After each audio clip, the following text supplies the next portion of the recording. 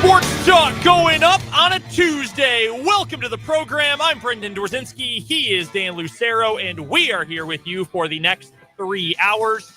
We're kind of rounding up 2 hours and 45 minutes, but we'll just round it up to 3 hours. Sounds a lot easier that way. As you can tell, see, now it just sounds like a whole mess. So we're with you for the next 3 hours here on the show, and we've got plenty to get to. We would love for you to chime in and be a part of the program as well on either the Big O Tires text line, 785-272-9429, or in the comment section on YouTube. Our channel is Sports on 580 WIBW. We've got some NFL to get to here coming up in just a matter of moments. The NFL put out its list, well, NFL.com put out its list of the top 101 free agents in 2023. No, we're not going to read all 101 to you. Not exactly great radio. No, unfortunately. Sorry, I should have told you that beforehand. We're just going to read the list. Man, I had practiced saying Ogbonnia Okoronkwo so many times. I was so prepared. I'm sorry. You can say it again if you'd like, just to get it out. Ogbonnia Okoronkwo. There we go.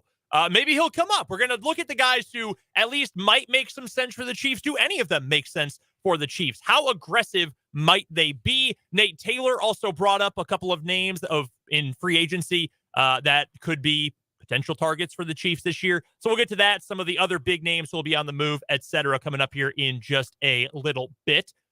We'll talk a little college realignment or potential realignment coming up this hour. We have steered clear of a lot of this in recent months because the last at least couple months, 5-6 weeks, have just been a lot of Pac-12 is doomed, Pac-12 is doomed, Pac-12 is doomed, but without any real chutzpah behind it. Like, hey, here's proof that it's actually going to fall apart. Just a lot of rumors and Dennis Dodd and John Canzano tweets.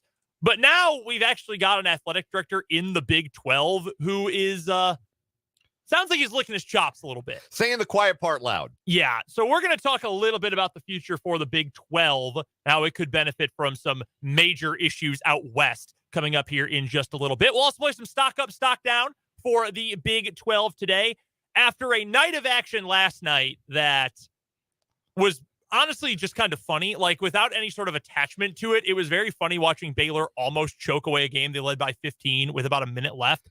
And watching Iowa State play at the end of the season is very funny because it's just, I don't really like Iowa State, and now they stink. They're very bad. 1-6 since they beat KU to start this month. They look done like dinner. It was not, both of those games are perfect examples of when you talk about close doesn't mean good. Mm-hmm. Just because a game was close on the scoreboard doesn't mean it was good. Doesn't mean it was well played. Doesn't mean it was watchable. Baylor, Oklahoma State was, I mean, if you're an Oklahoma State fan, player, coach, you had to beat yourself up all night last night because that was a winnable game if you had guys who could shoot even a little tiny bit. Is that not the ultimate example for Iowa State of winning the battle but losing the war? Because they were right in the thick of it not even a month ago for maybe getting a share of the title in the conference.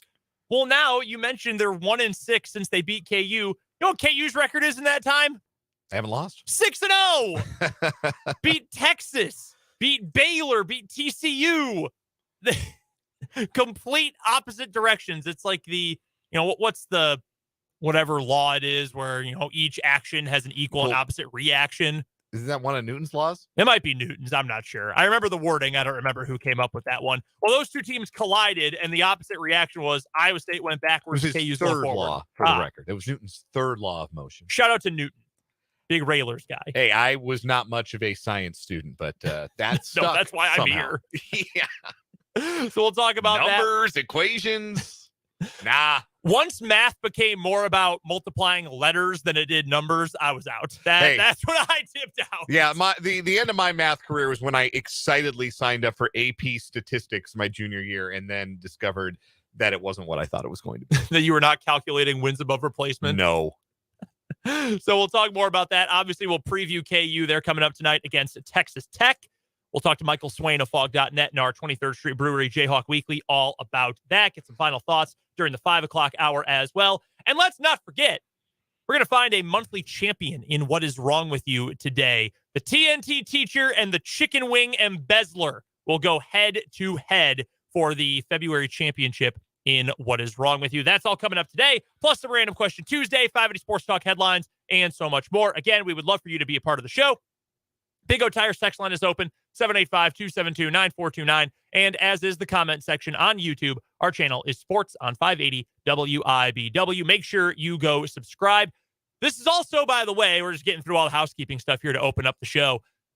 Our coverage of sub-state playoff basketball begins tonight. We've got a doubleheader coming your way. 6A boys and 5A girls, both tonight. They'll go back-to-back in that order right here on 580 WIBW. Myself and Larry Latimer will be on the call from the House of Blues tonight for the Washburn Rural boys as they take on Hayesville campus. That's coming up at 6 o'clock, pregame at 5:45. And as soon as we're done, we're going to send it to Dan at Highland Park at the pressure cooker for Leavenworth versus the Highland Park girls in the 5A East Substate. That is all coming up tonight right here on your sports voice of Kansas, 580 WIBW. But we'll get to all that more and more throughout the show today. Right now, though, we wanted to get to some NFL free agency news and notes. As I mentioned a little bit ago, NFL.com came out with their list of the top 101 NFL free agents of 2023. Again, not going to read through all of them, but some of the obvious names on here. Lamar Jackson is number one, a 26-year-old former MVP quarterback. Yeah, no duh. He's the most valuable guy who is going to be on the market. As Greg Rosenthal of NFL.com says, and as I think everyone believes at this point, Lamar's going to get tagged. That's what's going to happen. Baltimore's not going to let him walk away for nothing but a third-round compensatory pick. So he's going to end up getting franchise tagged. What happens after that, we will find out, hopefully in the fairly near future. Geno Smith is on there. I'm surprised they put Geno number 2. I really am. Me too, but he was really good last year. He was. And he probably, as somebody who isn't as young as Daniel Jones and maybe doesn't have the mileage, the tread on his tires of a Derek Carr, I'm not surprised that he has a higher valuation than both of those guys. Because it's also likelier, because you don't have as long a track record, that you may not have to spend as much money to get Geno Smith as you might to get a Derek Carr. It is very funny to me that in the top 6 free agents in the NFL, according to NFL.com, top 6, there are 4 quarterbacks. Derek Carr is 4th out of 4. And the ones ahead of him include Lamar Jackson, Geno Smith, and Daniel Jones. A guy who was thought of to be a complete bust, a guy who has been a bench warmer for 8 years, and Lamar Jackson, fair. But that's very funny for Derek Carr. Yes, it is. So some of the other names on here that are relevant, they've got Orlando Brown as the 4th best overall free agent this year. That's maybe a little bit higher than I thought he would go. But hey, franchise left tackles, anyone who's in the top 10 in terms of left tackles, those guys don't often hit free agency, period. So I'm not surprised, or too surprised anyway, that he's that high. Although, again, I would assume he gets tagged. Javon Hargrave is their number 3 top free agent, the interior defensive lineman for the Philadelphia Eagles. Really, really, really good player. I would think Philly wants to bring him back, but 30 years old, NFL.com notes, Eagles don't usually like to pay guys over 30. We'll see what happens with Javon Hargrave. In fact, the Eagles have a bunch of guys on here, 3 of the top 10. Javon Hargrave, Chauncey Gardner-Johnson, and James Bradbury. That's pretty wild, especially since Bradbury was a late free agency signing last offseason. Remember, we were having discussions late in the summer. Should the Chiefs bring him in? Yeah, he ended up taking a 1-year kind of a, as it's put in the article, a prove-it deal. Mm-hmm. And yeah, he proved it. He's pretty good. I don't think he's going to take another 1-year deal this offseason. Guys who have some other importance, Juju comes in 26th on the list. I thought he might go a little bit higher, but that just tells you how weak the wide receiver core is this year. There's a number of other quarterbacks on here. Jimmy Garoppolo is number 29. Number 101 is Baker Mayfield. That's a big old yikes right there. There's also not a lot of offensive tackles on here, which is significant also for the Chiefs and figuring out what they're going to do with both Orlando Brown and with Andrew Wiley. Juwan Taylor's on here. He's okay.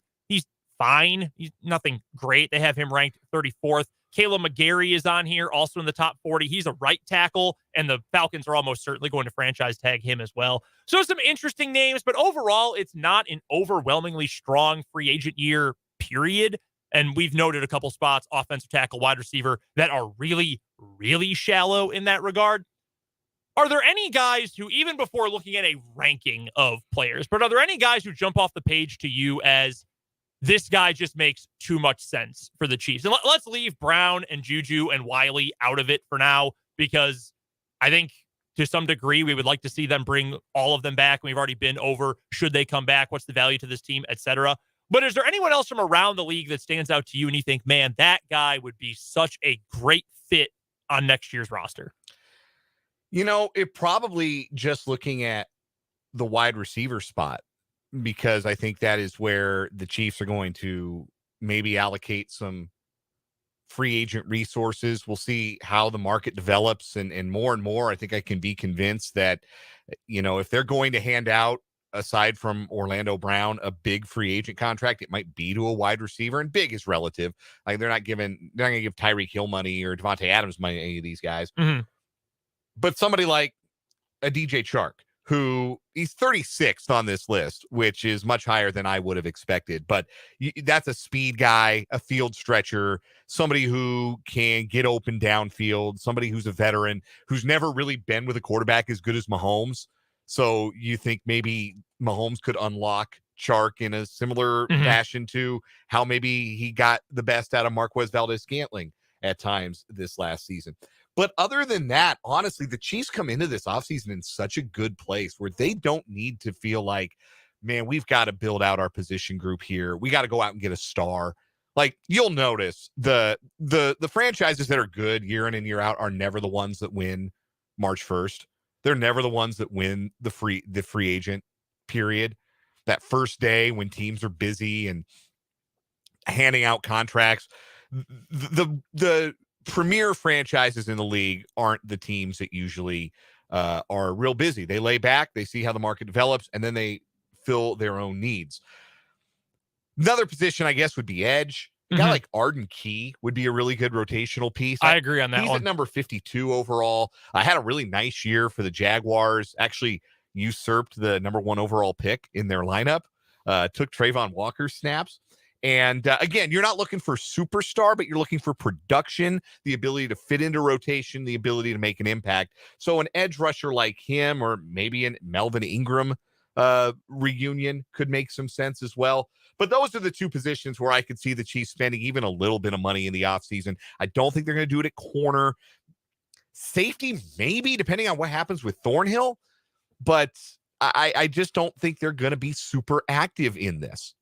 Let me run a few names and a few positions by you here. The first one I'm thinking, well, let's start with the edge, because I think that's a spot where more and more you have guys who are a little bit older who you can plug and play, so to speak, and just say, hey, we need you to play 30% of the snaps, and you're going to be in on mostly 3rd and long, 2nd and long, and you're going to rush the passer. I mean, Carlos Dunlap was a little bit more than that. I thought Dunlap had a solid year. He certainly not the player he once was in Cincinnati, but he was fine. Yeah, 4 sacks. I think he had 8 passes deflected, which are, I mean, those are huge plays. Especially they all seem to come in 3rd downs. Like every time Dunlap knocked down a pass, it seemed to be on a 3rd down. So yeah, I would say for what the Chiefs paid, they got what they paid for a rotational pass rushing piece. So a similar player to that, I think Arden Key is definitely interesting. He's had a lot of highs and a lot of lows in his albeit brief career, but like you said, he was better, or Jacksonville was better when they had him replace Trevon Walker. So I think that's an interesting name. Another one who's on this list as well, Samson Ebukam, is younger. He's on the quote-unquote right side of 30. He's going to be 28 years old when next season starts.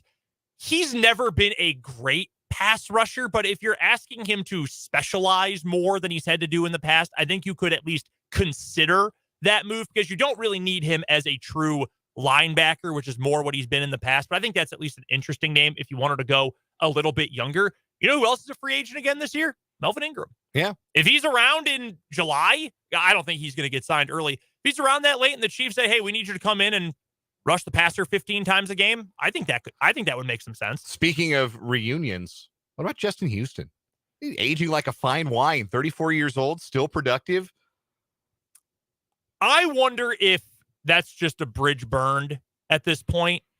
I'm not saying it is. I know when he was let go, there were some real hard feelings. Time heals a lot of wounds, though. We do know that. I think it would make sense. Do you think he would still hold up as an edge in a 4-3 versus being a stand-up outside? That's the big question, right? And I mean, you can get creative with how you line guys up. Sure.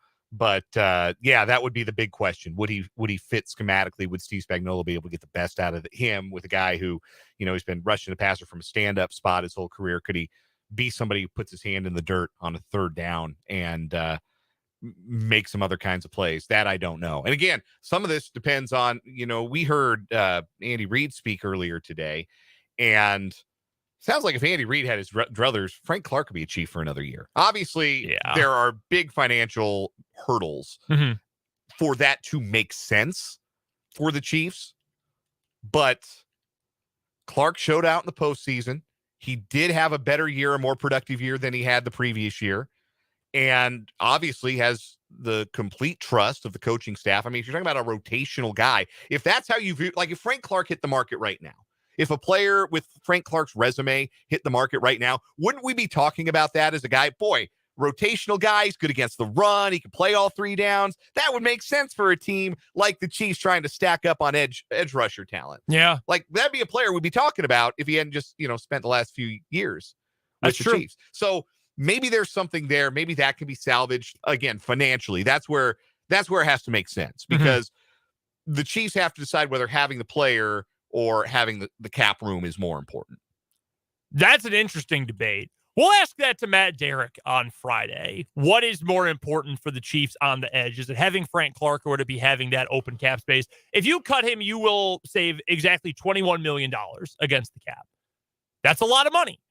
That's a free agent. That's money that goes toward bringing back Juju or making a deal work for Andrew Wiley, whatever. Or, since it works, and it did work this year, you had a void year or 2 void years to the contract. Every team does that now. They add void years to contracts. That's going to spread. I mean, you'll have to probably pay him a little bit more, quote unquote, but you can spread it then out over a couple of extra years. You mitigate some of the dead money. I think that is something that's interesting to consider with Frank Clark. The other spot that I'm curious about, the interior of the defensive line. You got a lot of guys who are going to be free agents this year. A lot of guys you brought in just kind of as mercenaries, depth pieces. The Danny Sheltons, Brandon Williams of the world. Turk Wharton's coming off a torn ACL. Colin Saunders' future is obviously up in the air. You have been a fan of the team that Poona Ford has played for the last few years. He was not great this past season. He had a really, really good 2021. Yeah. By all accounts, and I'm not going to sit here and say I watched every single one of Poona Ford's snaps over the last 12 months. By all accounts, though, a bit of a down year by comparison's sake. Now, he's been playing a 3-4 edge instead of a 4-3 tackle in Seattle system the last couple of years. I like his size, though. I've liked his burst since he was at Texas. I think that's at least an interesting thought for adding a little more athleticism inside on the Chiefs defensive line. Yeah, he's kind of in the same vein of a Colin Saunders or a Turk Wharton, guys who have big bodies but are really athletic for their size. And Poona Ford's not tall, right? Like Poona Ford's only like 5'11". He's not a real tall defensive tackle, but he is. He's agile and he can get into the backfield. The lack of size, the reason he was undrafted. And he's carved out a really good career. It's a shame, honestly, that he is going into free agency on a down year. I kind of think Seattle might tend to want to keep him. But, yeah, certainly I think athletically he is in the vein of some of the guys the Chiefs have run out there at defensive tackle the last couple of years and could make some sense if they feel like, maybe Colin Saunders gets a offer beyond what the Chiefs determine his value is. From Nate Taylor at The Athletic, as we were teasing earlier, he says from the Athletics list of top free agents, my guess for this year's group of veterans who might consider joining the Chiefs are receiver DJ Chark, we already mentioned, defensive end. If you want to say his name. Oh, do I want to say his name again? You bet I do, because I practice it. Ogbonia Okoronkwo. Wide receiver Alan Lazard, safety Taylor Rapp, receiver Robert Woods, defensive tackle Linval Joseph. All right, DJ Chark, I would be intrigued by DJ Chark. Yeah. I really would be. I think he's a nice player. He got injured a couple years ago, had a nice second half of the year with Detroit. I would be all in on Chark. I think Okoronkwo makes a lot of sense on the edge. Linval Joseph is interesting. I don't really know that fits exactly. That seems like more of a mid-season move the Chiefs would make. Like, hey, if he's around in October, maybe they bring him in for depth. Very similar to the Brandon Williams deal this year. I don't know about that as an off-season move. Woods, I could take or leave. He at one point in time was a really good player with the Rams, then got hurt, missed their Super Bowl run, never took off in Tennessee as we went over last week. The other two I'm out on. I don't think Lazard fits this offense. I just don't. I know they like the bigger blocking capable wide receiver. If you're going to keep MVS around, and especially if you want to bring back Juju, how many of those guys do you need when you want to be a downfield, downhill offense? I like Allen Lazard as a player. I don't think he makes sense for the Chiefs, though. And the other player, safety Taylor Rapp, I'm not opposed to looking at a safety. I just don't think Taylor Rapp's very good. So that's why I would be out on him. Is Rapp not good, or did Rapp just not become as great as we thought he was going to become? He was damn good in college. Yeah, great player. Really good in college. Still a pretty, like, I think the best way to describe him is steady. Like, he's not a playmaker. He's not an exclamation point guy on your defense, but he's steady. He doesn't miss a lot of tackles. He's pretty durable. I don't know. It feels like the Chiefs just gave a contract to a guy like that in Justin Reed, and it almost, I don't feel like Rapp's skill set complements enough what the Chiefs already have, even if Thornhill doesn't come back. I suppose by the same token too, the Rams corners are Jalen Ramsey, well, for now, who we know is one of the best corners in the NFL. I think Troy Hill's a nice player. He's their cornerback too. I think he's a very solid cornerback number 2. When you've got those guys covering top 2 receivers, safeties are going to get targeted more. And Taylor Rapp got targeted a bunch because those are the guys who are playing outside of him in that secondary. So I think that's a fair point about Rapp. That feels redundant to me when you already brought in, you've got Brian Cook, who's going to be a starter in the future. You've got Justin Reed for at least one more year, possibly 2. It just seems like a bit of a redundant move to me. We will obviously be covering more of these players. More rumors are going to come into focus as the combine goes on this week and as we approach free agency coming up midway through next month. So we'll be talking about that plenty more. And of course, we'll talk all things Chiefs Friday with Matt Derrick from ChiefsDigest.com. Right now, though, we'll get to our first commercial break of the show. We'll come back, play a little Random Question Tuesday here on 580 Sports Talk.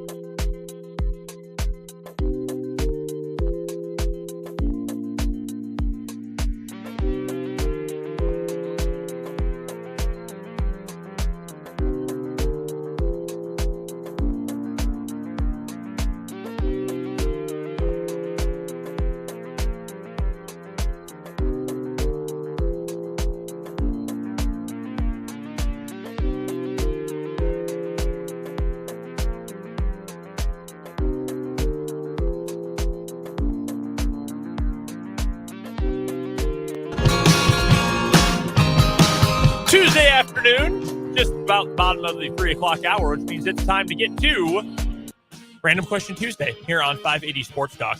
Mine today, Dan, has to deal with something that the guys on Mic'd Up have been talking about for multiple days in a row now. They keep arguing about Cocaine Bear. Okay. The new film about the bear who loves cocaine. The bear who did cocaine, yes.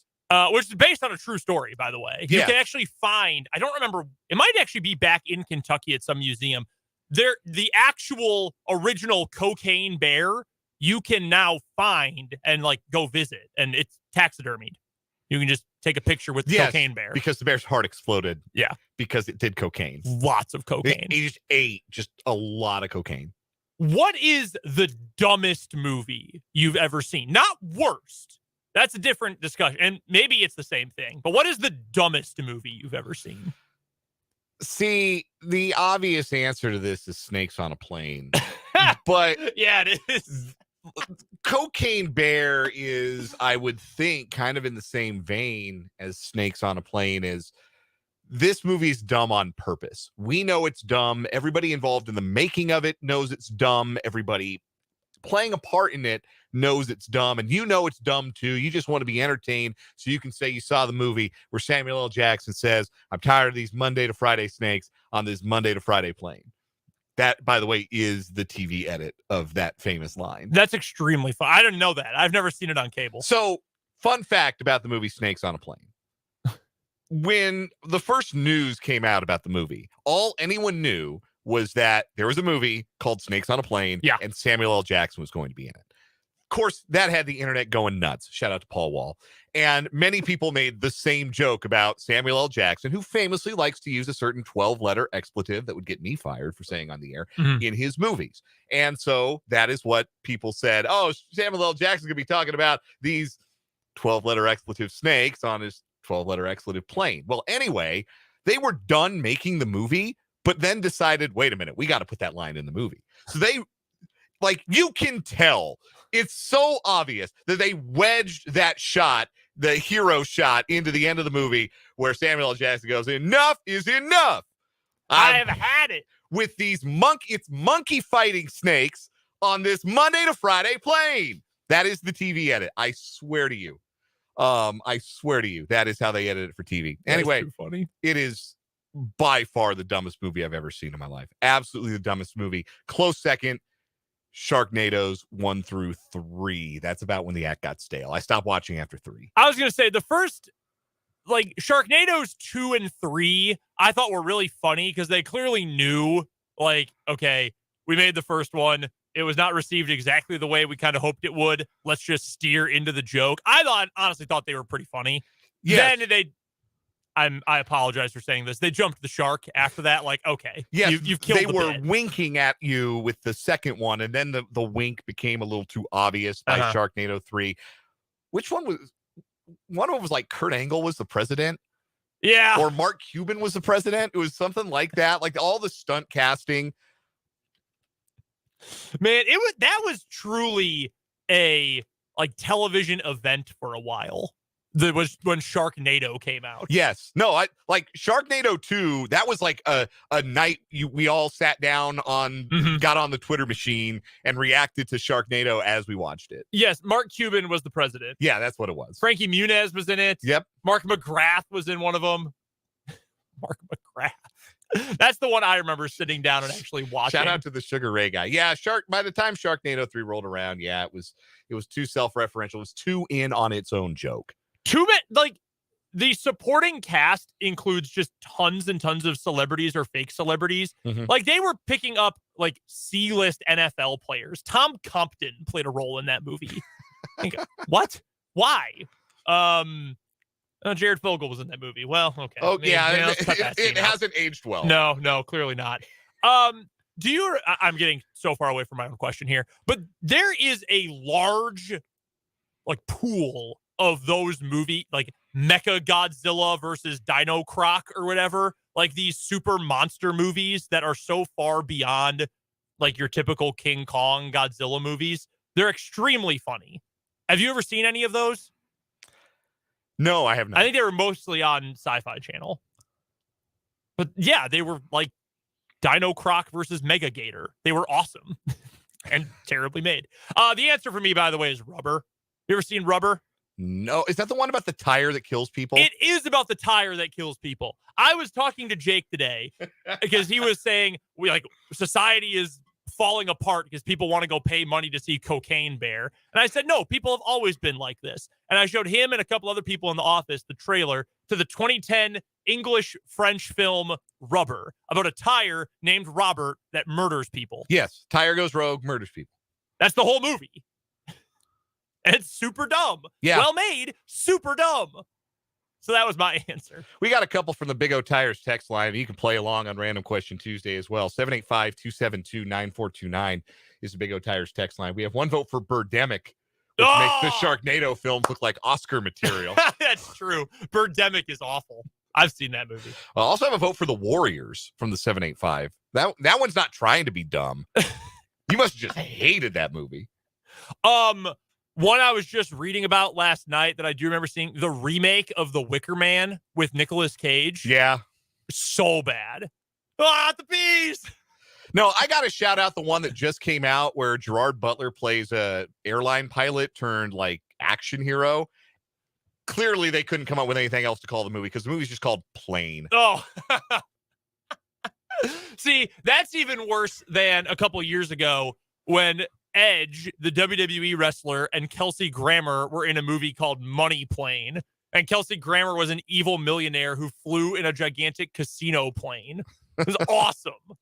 Got another one from the 785. Dumbest movie I've ever seen is The Happening. The worst part is it's supposed to be a serious commentary on global warming, so it's a terribly stupid attempt at a horror movie. Terribly stupid. I'm all in on terribly stupid. Yeah, it's a Shyamalan one. Also for the 785, pointing out that the film Rubber got a 69 on Rubber Tomatoes. Sure, Rotten it did. Tomatoes. Rubber Tomatoes. Great marketing bit. Yeah, it was such a good movie. They changed the name. Yeah. The Happening with Mark Wahlberg, Zoe Deschanel, John Leguizamo. Yeah, I think that's the one. Here's another random question for you. Better Deschanel's sister? Zooey. She's the one on the one on New Girl. Yeah. Oh, I'm taking Emily from Bones. I don't know, man. I prefer Emily Deschanel. Yeah, I like the funny one. I mean, Emily might also be funny. Her show is just a drama. That's true. Zoe Deschanel was also in a band for a while. Yeah, she's a polyglot, polymath. Yeah. Not polymath. Multi-talented. Let's just try that. Instead of using these 25-cent words, let's just say what I mean. A little too much PBS going on. Do you have a random question for us? Yes, today? I do. So the celebrity gossip website Radar Online reported earlier today that one of the reasons that former NFL quarterback and 7-time Super Bowl champion Tom Brady is delaying his broadcasting career is because he wants to give stand-up comedy a try. Reportedly, this is something he's quite serious about. He had a great time hamming it up with the very funny women in the 80 for Brady movie. And so this has given him a very wild hair that now he wants to do stand-up comedy. Unforeseen and unimaginable levels of divorced right now is Tom Brady. Yeah. In every possible way. Pretty soon we're going to find out he sleeps in a race car bed like Milhouse's dad on The Simpsons. Anyway. If you had to do a stand-up comedy set tonight, go up at a local Laugh Factory or whatever they would call a comedy Chuckle place, Hut, yeah. the Chuckle Hut, do a tight 5-minute set. What are you doing stand-up comedy about? I would do something self-deprecating, observational, self-deprecating humor. I don't exactly know what I would say, but I've said enough mean things about myself that have made people laugh that I could come up with something for 5 minutes. Okay. 5 minutes of just ripping yourself. Yeah, I could do that. I would observation of some other behavior and then turn that around into, wow, I'm a piece of dirt, aren't I? That's what I would do. I would do the big buildup. What's that called? The Shaggy Dog story. Mm-hmm. The old Norm Macdonald. I would open with one of those. Yeah, no, I do the 5-minute version of the story of the time I went to a NASCAR race, and instead of playing Proud to Be an American by Lee Greenwood, they accidentally played Take This Job and Shove It while the guy was jumping out of the airplane with the American flag before the race. This is a 100% true story, and I just tell the 5-minute version of that story, and that would be my stand-up comedy. That is extremely fun. Have you ever done stand-up, like, because you lost a bet or something? No, I've never done it. I don't think I could. I think stand-up is fascinating because so many people who do it are self-deprecating, but you have to have, I think, a fairly big ego to do it. Like, you have to tell yourself, yes, I am very funny. What I am saying is going to make you laugh. I know it. Right. I don't think I could do that. I'm too insecure about that. Buddy, we do it every day for 3 hours. Well, what are you talking about? Well, no, but I mean, like, making people, like I can make jokes, and I think I can say things that are funny, but I would have also, no one sees me. Like, even though we're on screen now, we're on camera, Hi, guys. Something about that is different than, like, if 20 people were in here watching us talk about sports. No, that's fair. Also, I'm more confident that I know what I'm talking about when it comes to Big 12 basketball than I am knowing that this joke about, like, getting kicked out of the ugly house for being too ugly is actually funny. It's promising. Yeah, it's Okay. promising. It's got some potential. Flesh it out a little bit. It's got some legs. That's a mid-June segment. We're going to do stand-up. Yeah, each of us do a tight 5 behind the mics. We're going to take a quick break. We've got some Big 12 potential realignment news to get to after this on 580 Sports Talk. I'm Jim Chesko with Your Money Now. Selling.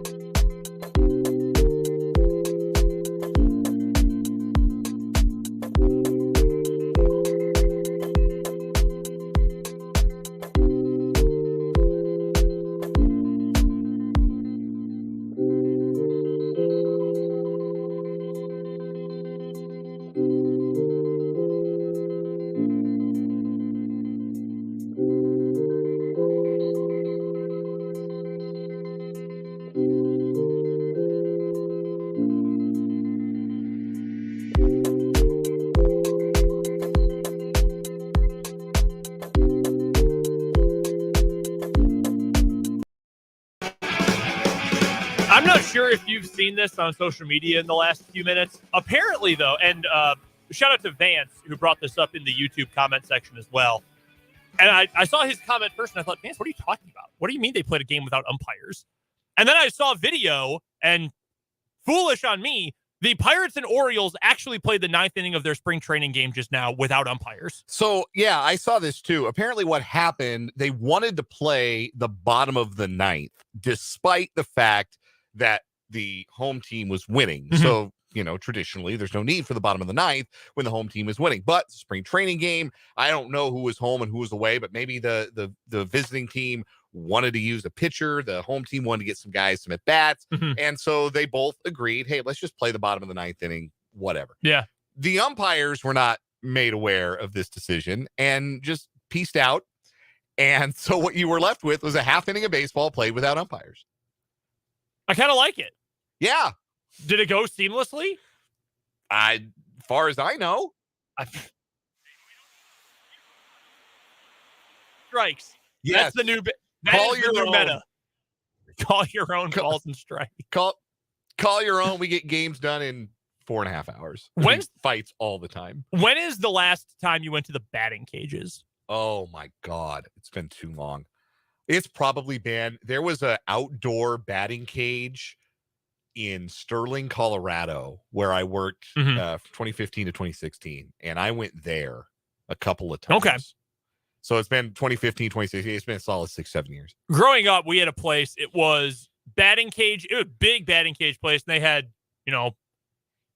that kind of homemade fast food stuff, like real greasy burgers, hot dogs, milkshakes, things like that, ice cream cones. We used to go there all the time. They didn't have real baseballs they pitched. It was those yellow with rubbery the balls. Yeah. That was a blast. We work right by batting cages. We do. We're right down there. I drove past yesterday and I thought, damn, it's nice out. If I had more time, I might go here during lunch and go hit a round of balls. Then you get 25 pitches every time you go. I might do that once it warms up a little bit. I still know where my old wood bat is that I used as a senior in high school. I can take that out. I don't think those dimpled balls are going to break that bat.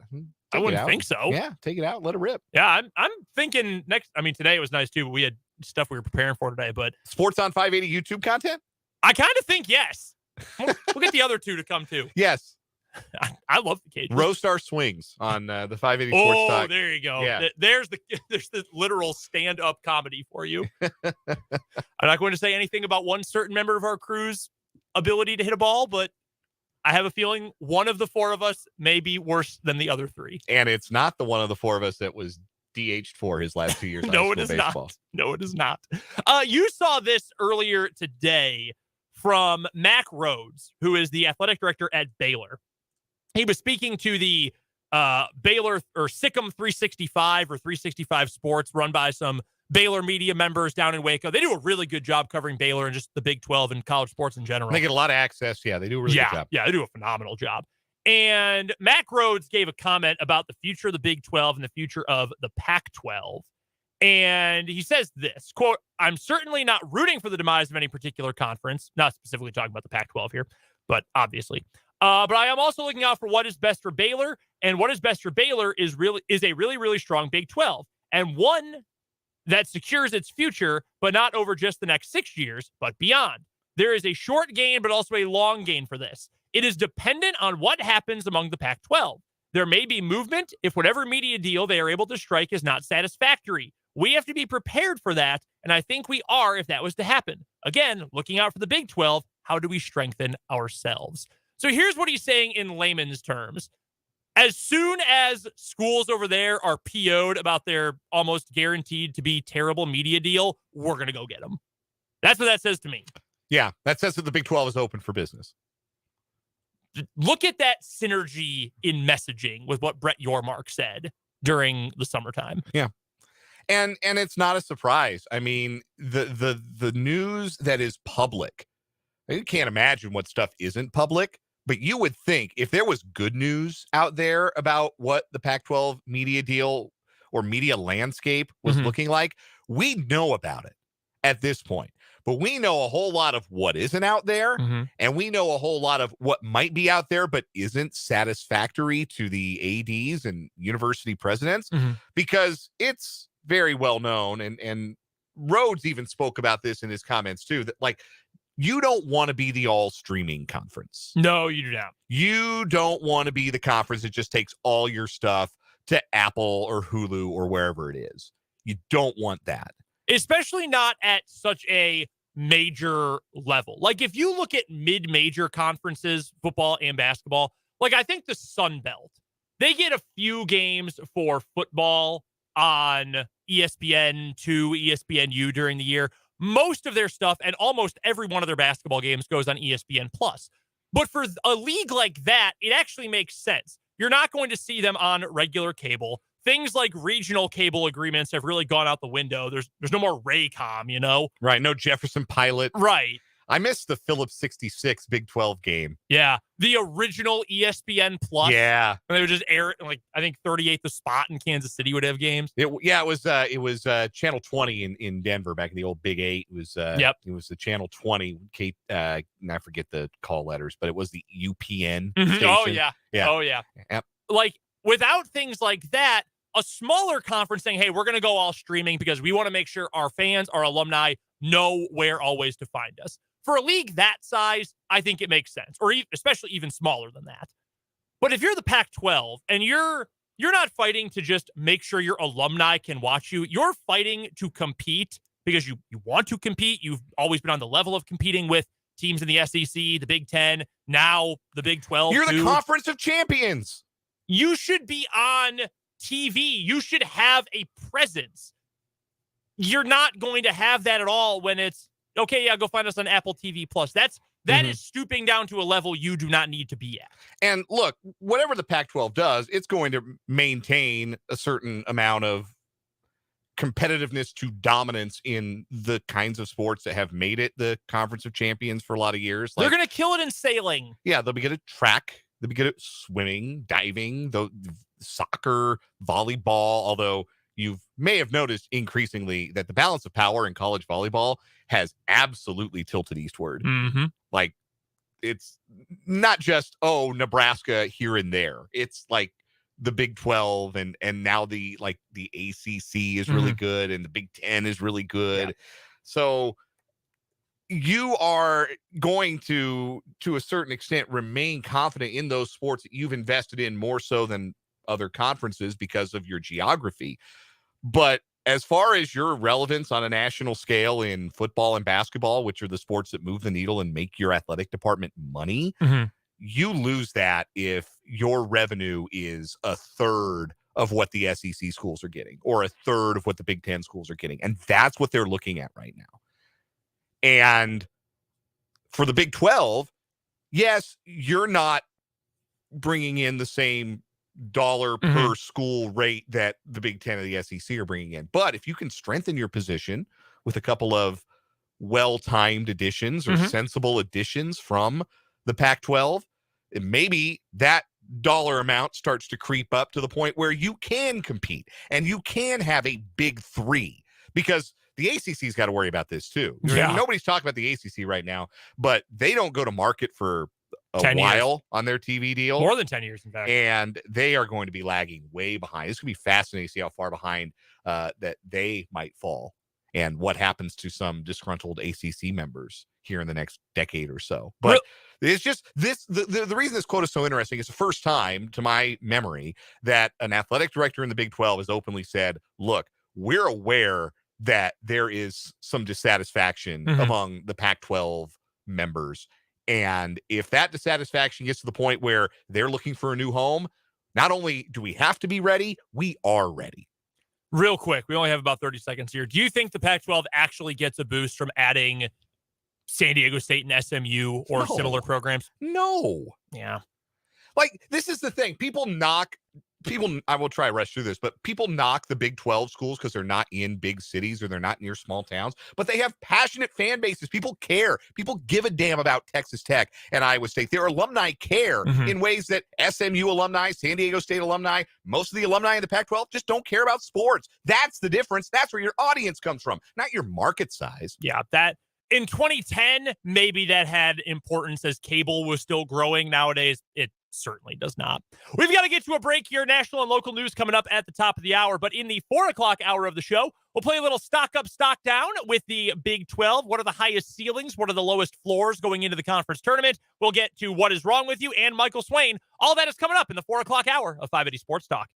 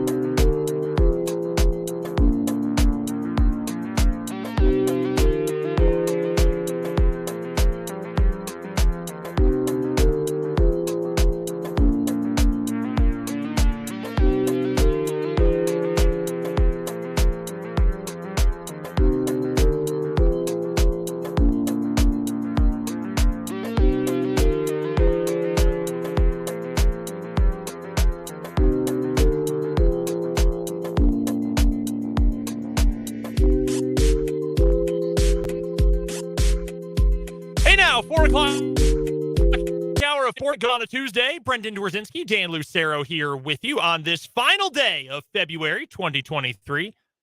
This month goes by so quickly every year. Don't even know why. Haha, that's a terrible dad joke. Anyway, we appreciate you stopping by for this Tuesday edition of the show. Coming up here in the 4 o'clock hour of the program, we will get to some Big 12 ceilings as we approach the final week and the Big 12 tournament to end Big 12 play for the season. And of course, the NCAA tournament after that. Some very funny Big 12 games last night that we'll touch on as well. KU plays Texas Tech tonight. We'll get to that game a little bit later on in the show as well. Only one on the schedule tonight on the Big 12. They got 2 Wednesday night games this week. K-State, and then who would it be? Big TCU Texas game. TCU Texas, that's right.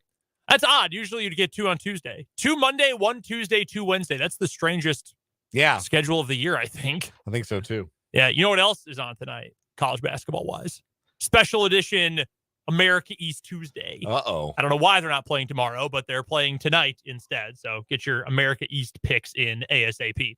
So we'll get to plenty of college basketball throughout the rest of the show. Michael Swain will join us bottom of this hour for our Jayhawk Weekly, brought to you by 23rd Street Brewery in Lawrence. Talk all things KU basketball. And that'll cover it for this 4 o'clock hour. And, of course, we'll find our monthly champion in What Is Wrong With You. We'd love to get your texts about anything we're talking about on the show. Hit us up on the Big O Tires text line, 785-272-9429, and our YouTube channel as well. Comment section's wide open. Sports on 580 WIBW is the name of the channel. Big 12, stock up, stock down, ceilings, floors as we go into the final week of the season. Some teams have already played their penultimate game of the season, i.e. the 4 from last night. So you broke this down, Dan, and I think this is a great way to look at it. Teams that can reach the Final Four, teams that can reach the second weekend, teams that can reach the second round overall, and maybe what is the most likely scenario, what is the worst case scenario for some of these teams, because it's pretty clear for most of them who is going to get in. KU, K-State, TCU, Texas, Baylor, Iowa State is crumbling, but they're going to get in. I will bet on whoever plays them. I will tell you that much. I can't wait. But those 6 for sure getting in, 7 and 8. Looks like West Virginia went a long way to get in there. I thought they had to win 1 this week at the very least to feel good about getting in, and they won last night at Hilton. So I think West Virginia's in. Tech probably has to sweep this week. That would mean winning at Allen Fieldhouse tonight, which good luck. Yeah, historically not easy. Oklahoma State, gosh, I thought they needed 1 this week. They had a good chance at home with no Keontae George playing for Baylor, and Baylor shot the hell out of the basketball. Dale Bonner, who knew? Apparently he's a sniper. Fran will tell you all about Dale Bonner. That man loves Dale Bonner. So that's kind of how the bottom of the league looks right now. There's 6 locks. I think West Virginia is going to get in. Oklahoma State, Texas Tech, kind of need to close strong, and Oklahoma's done. So let's start. Should we go team by team or round by round here to break this down? Let's go team by team. Let's go, ceiling, and then if they don't reach it, why didn't they reach it? Let's start with Kansas then. Okay. Kansas is going to win a share of the Big 12 championship with 1 more win in their final 2 games. If they win both or Texas loses again, K-State wins the title outright. And they'll play each other coming up on Saturday afternoon. Last year's national champions, we know all the story about how they lost 71 or 74% of their scoring, whatever it is. Jalen Wilson's an All-American this year. DeJuan Harris has been great as of late. Kevin McCullough, Harris has been important all year round. McCullough has been truly great as of late. They've got the shooter in Grady Dick. KJ Adams has had a very nice year. The bench, when it's on, can be serviceable, and that's really all they need. When it's off, it's tough. You have to rely on all 5 of your starters to score in double figures. They've got to shoot it efficiently. That's exactly what they did against West Virginia, and they still only won by 2 points. Granted, they gave the ball away 19 times in that game. Do you think, I'll ask the question in 2 ways. Do you think they are a Final Four team, and how likely do you think it is that they can reach a Final Four? I think they are a Final Four team. They've got that veteran toughness with Harris and with Wilson and with McCullough, even though he wasn't on last year's team. They've got guys who've been through the NCAA tournament before, which I think goes a long way. they've got a pretty good idea of their identity and their rotation, what it's going to look like. A lot of teams go into the tournament and you find yourself having to shorten your rotation, maybe not certain who your 7 are going to be after you've been playing 8 or 9 all year.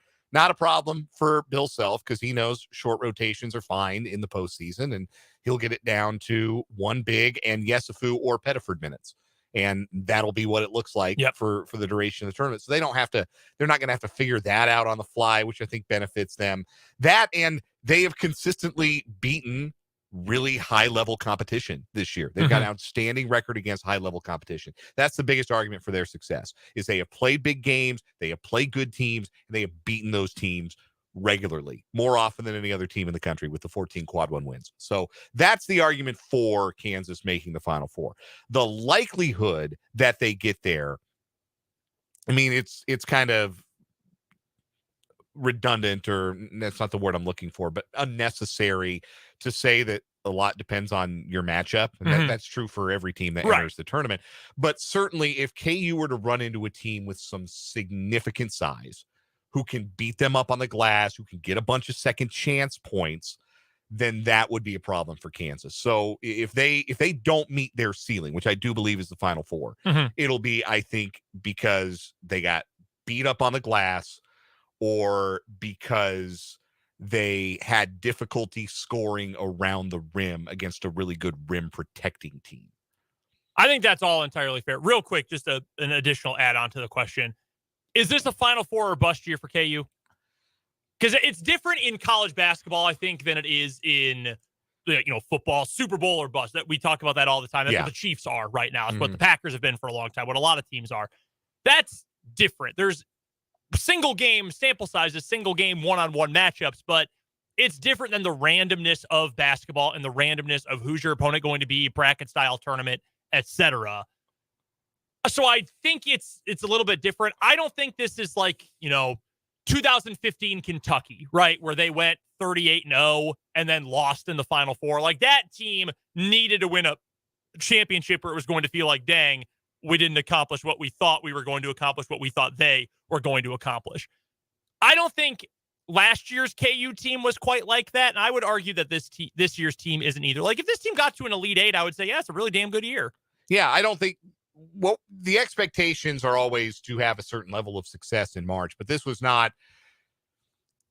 And this just might be how college basketball is now for certain programs, where if you don't get to the Final Four, okay, go to one next year. There are some programs that, like, everything builds towards one season. Yes. But I think you see that less and less in college basketball anymore because of how quickly teams are able to reload in the transfer portal. So I think the only time you're in a Final Four or bust is if you're a program that expects that level of success and hasn't been there in a while. That is obviously no longer the case for Kansas. So I don't consider this a Final Four or bust season, but will it feel disappointing, particularly if this team ends up with the number 1 overall seed, gets to play in Kansas City? Would it feel disappointing if they could not take advantage of that and reach the Final Four? Yeah, I think it would. You've hit on all the important points about KU. They're good is as good as any team in the country. They are at their best with Wilson scoring and rebounding, Kevin McCullough defending as well as he has been, Harris being aggressive, looking to score while still facilitating. If Dick shoots well, they are as good as Alabama.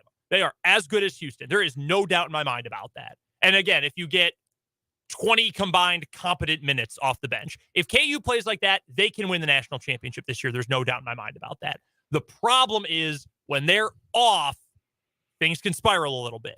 And the pieces all, as good as Wilson has been, this is a team that needs to be, how do I want to use the sum of its parts phrasing here? Like, they need every piece to be working in sync for them to be at their best. It's not the kind of team that I feel like you're going to find a lot of success with in a tournament setting if it's just Jalen Wilson and the Pips. I don't think they can win games like that in the tournament. Hell, during the regular season, they haven't won a lot of games like that. That's what was happening when they went through that 3-game losing skid. So I think at their best, yes, this is a Final Four team. I would say they should make it to the Final Four. But whether it's a matchup, whether it's a bad shooting day for Grady Dick or what, if they're off, I think they might tap out second weekend. I do think this team will get at least to a Sweet 16, though. I'm very confident in saying that. Yeah, I don't think there's an 8 or a 9 seed out there that I think will really trouble them. The next team, we'll just go through the conference standings here. Next is Texas. Mm-hmm. Texas is tough for me because they're obviously good. They're obviously very good. They've got plenty of individual talent. They've got great shot making, the ability to make NBA level shots, huge in the tournament. Kind of remind me of UCLA in that way. What they that's a good last couple of years. Yeah. The team that went to the Final Four as an 11. I mean, obviously Texas having a much better regular season, but I'm talking about just how they're comprised and how they score and their ability to, as you said, get buckets essentially. I have a question about the coach when you get into tournament do or die setting. For sure. And I just have a little bit of a question about the reliability of being able to make those shots. And again, talk about, well, the right matchup, that happens in every single case. But what about a team that is really good at limiting open looks and, even halfway decent looks? Can you rely on Marcus Carr to make 10 shots with a hand in his face? My biggest question about for them is going to be Marcus Carr is the alpha on that team. Like, if you watch their games, when it's crunch time, it's him shooting. It's him with the ball, getting downhill or pulling up for three. What happens on a night when Marcus Carr doesn't have it? Can he recognize that he doesn't have it? And maybe it needs to be Timmy Allen time. Or maybe it needs to be Tyrese Hunter who makes this play. Or maybe this needs to go into the post for Disu or Bishop or whoever it is. Because the thing about a single elimination tournament is you can't afford to have an off night if you want to, if you want to go all the way. And so for Texas, that will be my question. If Marcus Carr is having a difficult shooting night, is he able to defer to some of his equally talented teammates, or is Carr going to shoot them out of a game they should win? Or they get behind, do they panic? Do they panic because they don't have that experience on the bench? So that's my big question with Texas. And I'll admit, that's not like, it's not disqualifying for them. They're going to end up with a 2 or a 3 seed, and they can score, they can defend, they're good in transition. Like, they have all the pieces to make a Final Four run. Those just happen to be, I wonder a little bit about some of the intangibles on the sideline, and when they get late and close, and Marcus Carr's 5 for 21 from the field.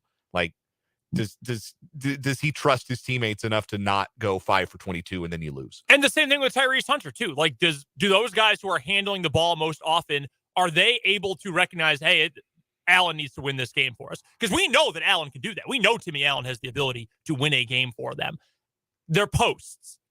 That gives me a little bit of, we've seen Dylan Disu have moments this year where he's looked really good. There's also moments where you think that guy is playing for one of the best teams in the country. Christian Bishop, generally speaking, has, I think, been a disappointment this year for a really good last season. Obviously, maybe coaching has to do with that. I don't know. It's hard to say. That's the thing that it's small things. It's a number of small things with them. There's nothing, like even KU, I think their biggest issue is it can all spiral if one cog is out of place, the entire thing stops working.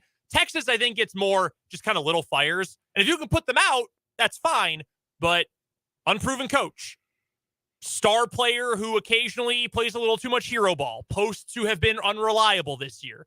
If those start to pile up, that's, I think, where the worry sets in. I think they've got a Final Four ceiling, though. I do. Let's go to K-State next, because K-State's playing their way into a 2 seed right now. I feel like K-State in a lot of ways is like KU. Like, at their best, K-State can be a Final Four team. Yes. Absolutely. Yeah. You get 2 stars. You get 2 guys who can get you a bucket. I think the shooting is starting to come around again for Marquise Noel from behind the arc. He doesn't have to shoot at 50%, but if he can shoot, knock down 35 to 40% of his threes, bail out a couple of possessions for you. Keontae Johnson has his second win. He's getting his buckets. They can match up a lot of different ways. They have different lineups they can play. They can play big, they can play small. And I really think that with Desi Sills in the lineup, they're getting better at taking care of the ball, which is my biggest concern for this team. And what happens if you get into a game where defensively your opponent is creating all kinds of havoc and you've turned the ball over 15 or 20 times? Jerome Tang has said it himself. You don't have necessarily the margin for error to just have 20 empty possessions against a tournament level team. Like, once you get into the second weekend, you don't have the margin for error talent wise to just cough up 20 possessions and still expect to be able to score enough to win that basketball game. That's, again, where the big worry comes in, is with when it's been bad, there have been a couple tough ones to watch for K-State this year. And against a team that will turn you over, a team in the mold of a TCU, not TCU specifically. That will not just turn you over, but make you pay when they turn you over. Iowa State was like this, and West Virginia can be like this, where they can be really, really good in transition and rack up the points off of turnovers. Yeah, those are the matchups that would concern me for Kansas State. But, I mean, when you talk about guys in the country where I need 2 points, Keontae Johnson's as good as it gets. And there are a lot of scenarios in the NCAA tournament where it comes down to I need 2.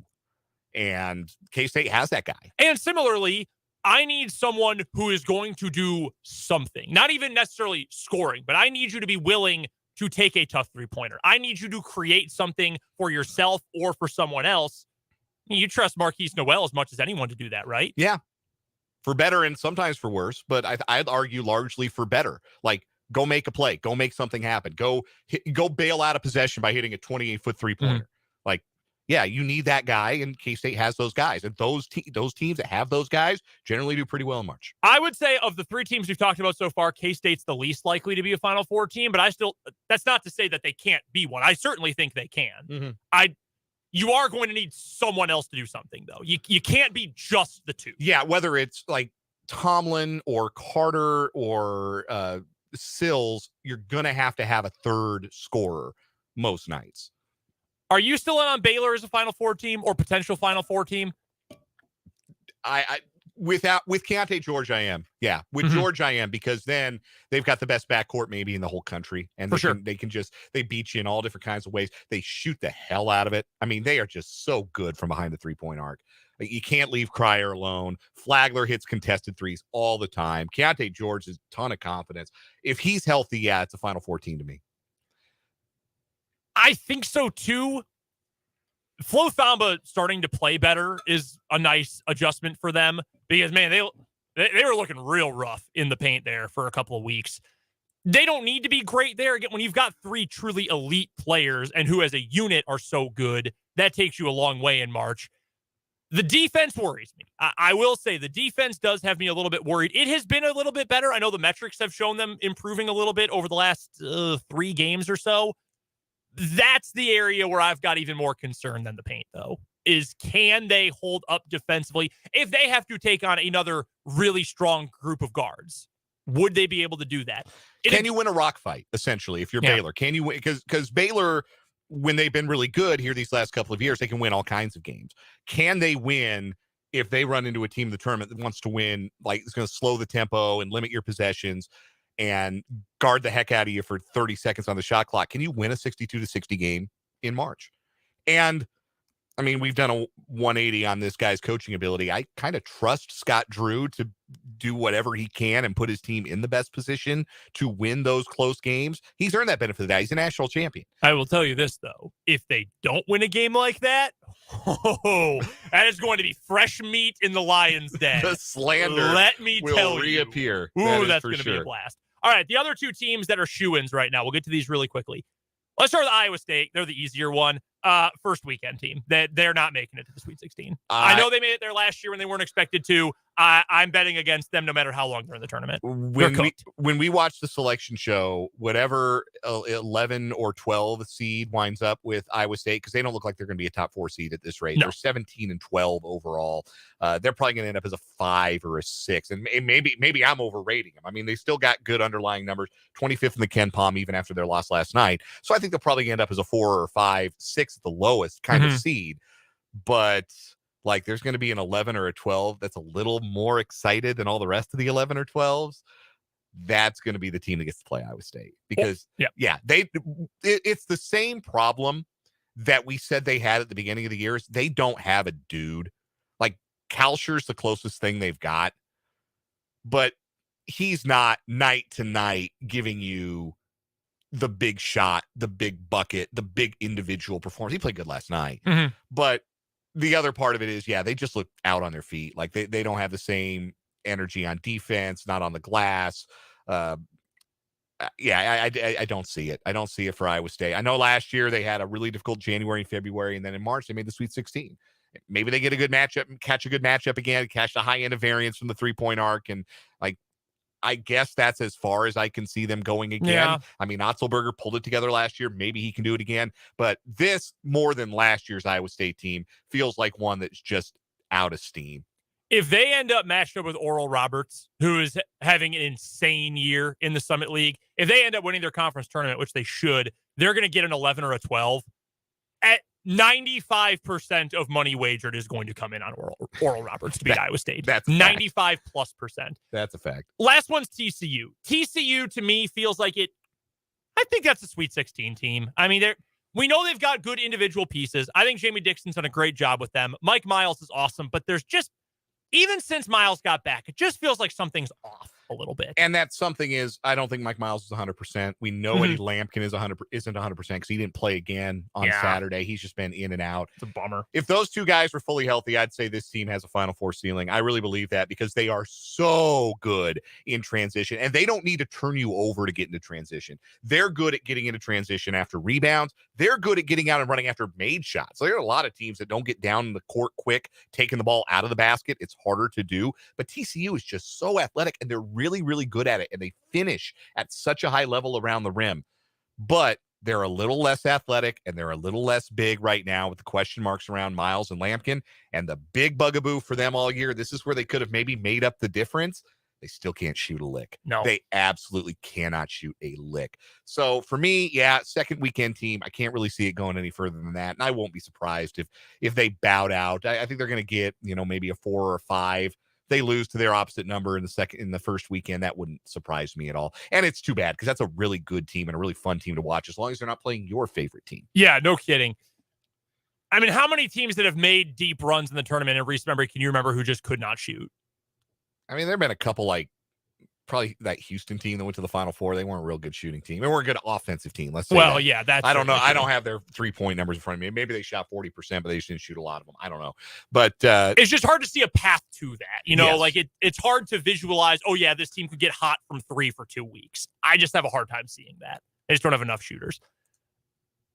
If the Big 12 can get at least like 3 or 4, I think they can get at least 4 teams to the second weekend. That should put to bed any still like doubters that this is the best league in the country because it's clearly the best league in the country. I don't know where those doubters are. If they exist, Or they certainly aren't in the media. Maybe not that the Big 12 is just that it's overrated. Still the best, but maybe a little bit overrated. And I would imagine we will hear a lot of that once the seeds come out in a couple Sundays. I do think that's going to happen. We've got to get to a quick break. We'll find our monthly champion and what is wrong with you next on 580 Sports Talk.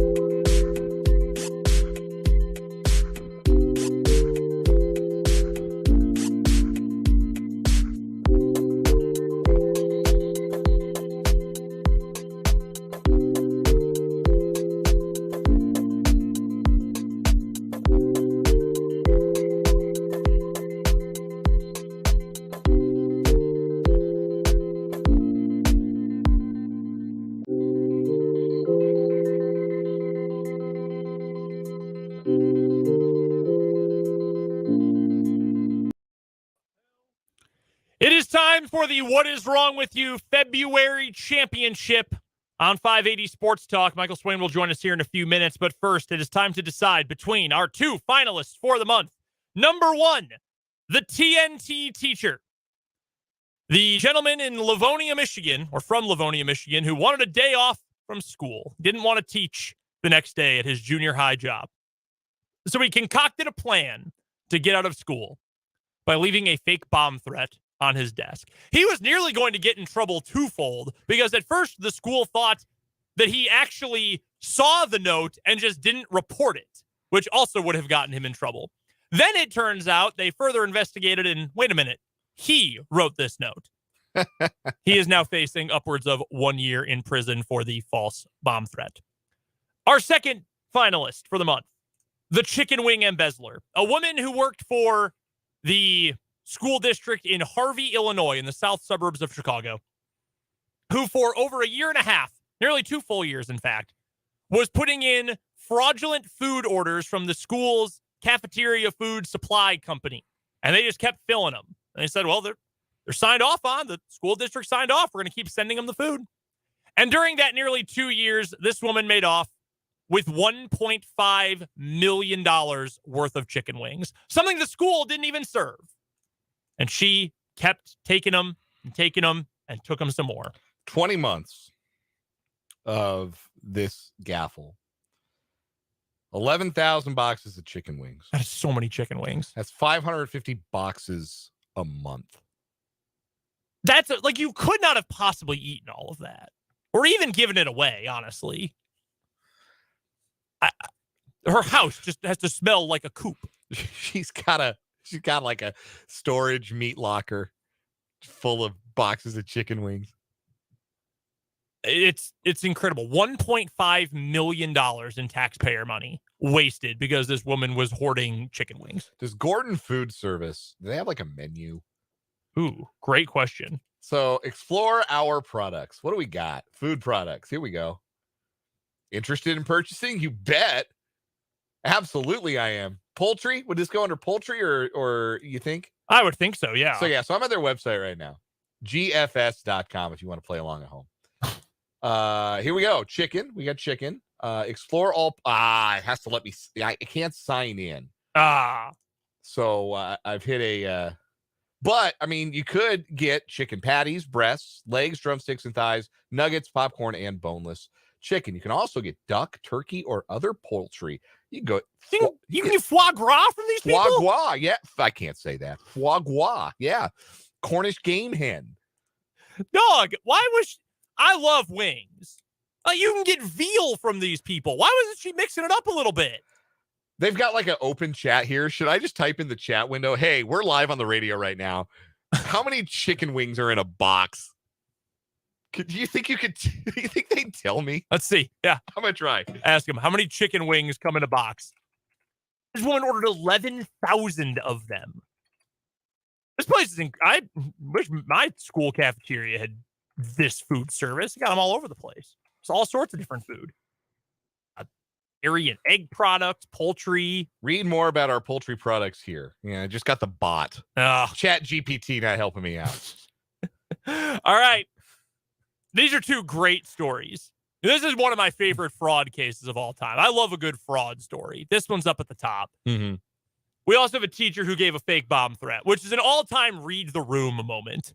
Yeah, man, that's not cool in any way. That is so disruptive to so many people. It just ruins everyone's day. Just call in sick.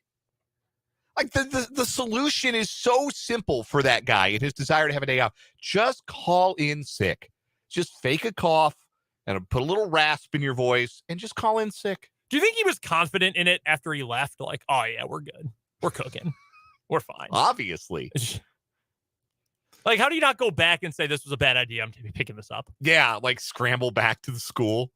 I can't imagine thinking of doing this in the first place anyway, though. Yeah, like you got to hate your job, man. You just got to be no kidding. You just got to be driven to so much hatred and resentment in your job that you think I'm going to threaten to blow the place up. I'm not going to do it for real. I'm going to make them think somebody else is going to do it so I can sleep till 10 and watch The Price is Right. All right. Who you got? Man, these are both These are both champions. There are no losers today. There are only winners today. Mm-hmm. This woman had 550 boxes of chicken wings a month for nearly 2 years. That is so many chicken. Well, let's pretend we know how many are in a box. Well, if you bought a box of chicken wings, how many would you expect? If I said, "Hey man, you want to buy a box of chicken wings?" How many would you expect? Dozen? Half a dozen? I was gonna say 20. You get a tray of 20 at Dillon's. You get a tray of 20? I had them for the Super Bowl. Yeah, Nice. Okay, so good. So let's game the math out on that. That is 11,000 chicken wings a month. But where do you put them? How do you possibly have space for all that? I think that one gets my vote. At $1.5 million for stolen chicken wings. Also, what is wrong with you on the school for not noticing that for nearly 2 years? It's 220,000 chicken wings. That's outrageous. It's so many. Yeah, and there's no way. And you have a texter in the Big O Tires text line pointing out, yeah, probably selling them on, two texters from the 785 on the Big O Tires text line saying he was definitely selling them on the side. Where do you keep them in the meantime? Right. Where's your storehouse?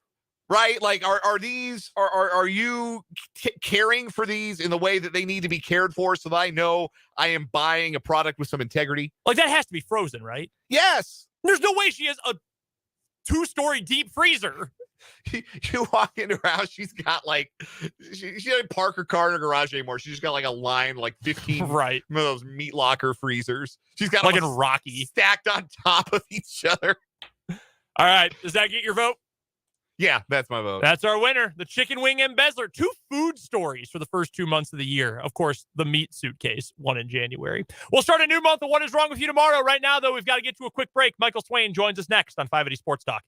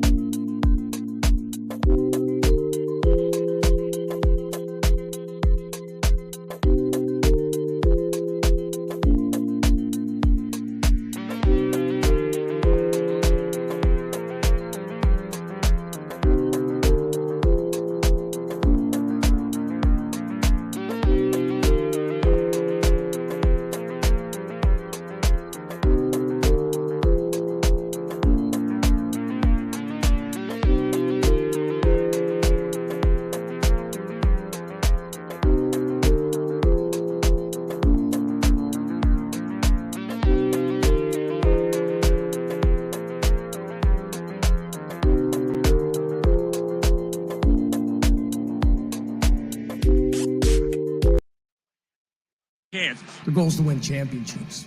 Pure and simple. One day at a time. That's what made a difference today in the game. I was hoping that was vodka. Dollar signs. Mike. What day is it, Mike? What a scene in Lawrence, Kansas tonight. It will be quite a scene in Lawrence tonight. It is senior night for Kansas basketball as they take on Texas Tech in their home Big 12 finale.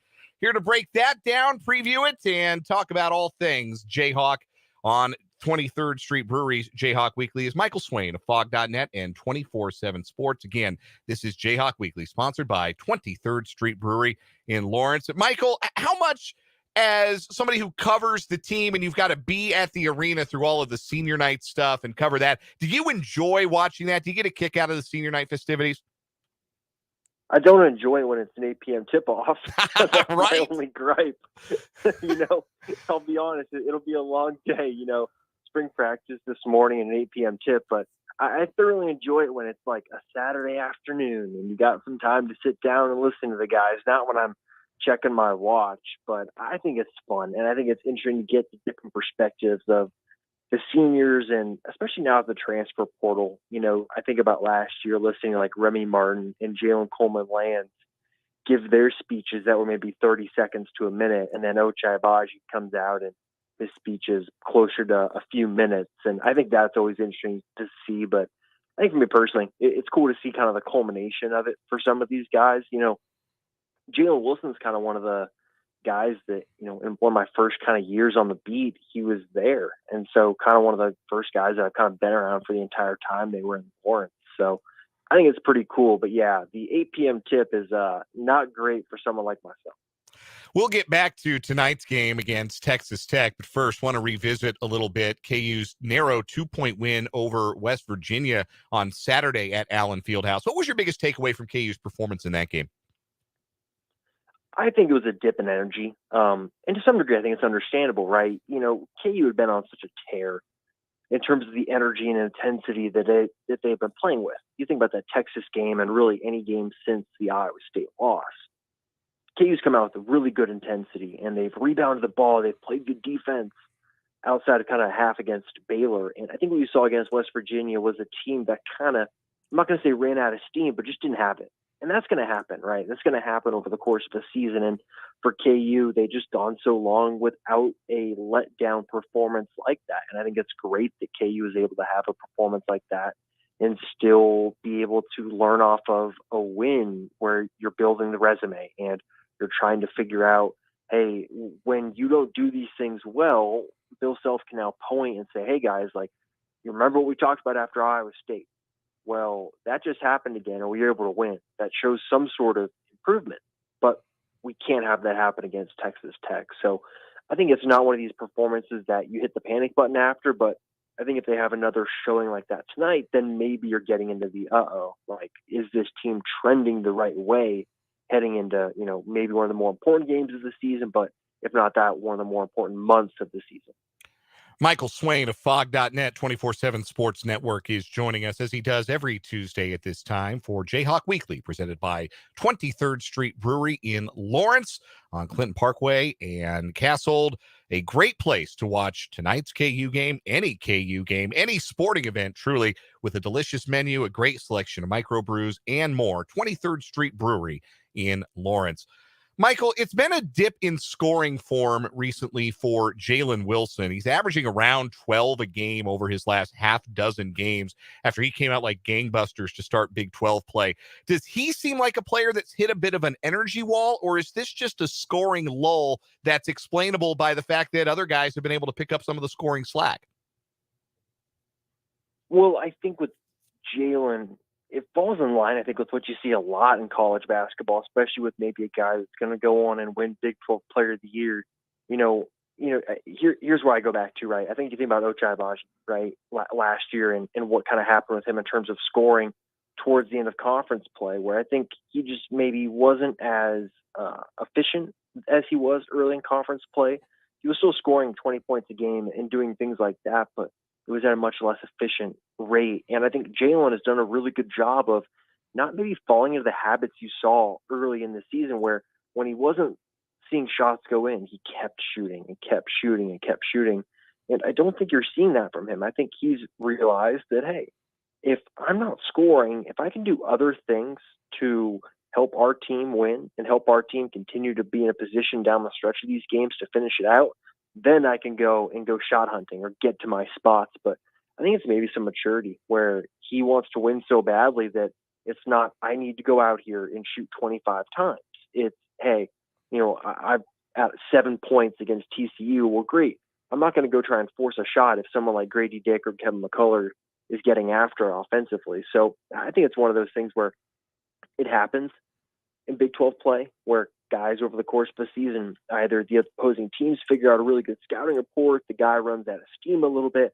I think a lot of this stuff is kind of par for the course to some degree. And I'm not sure if it's something that's maybe overly concerning, but I think it's just more a sign of growth from Wilson.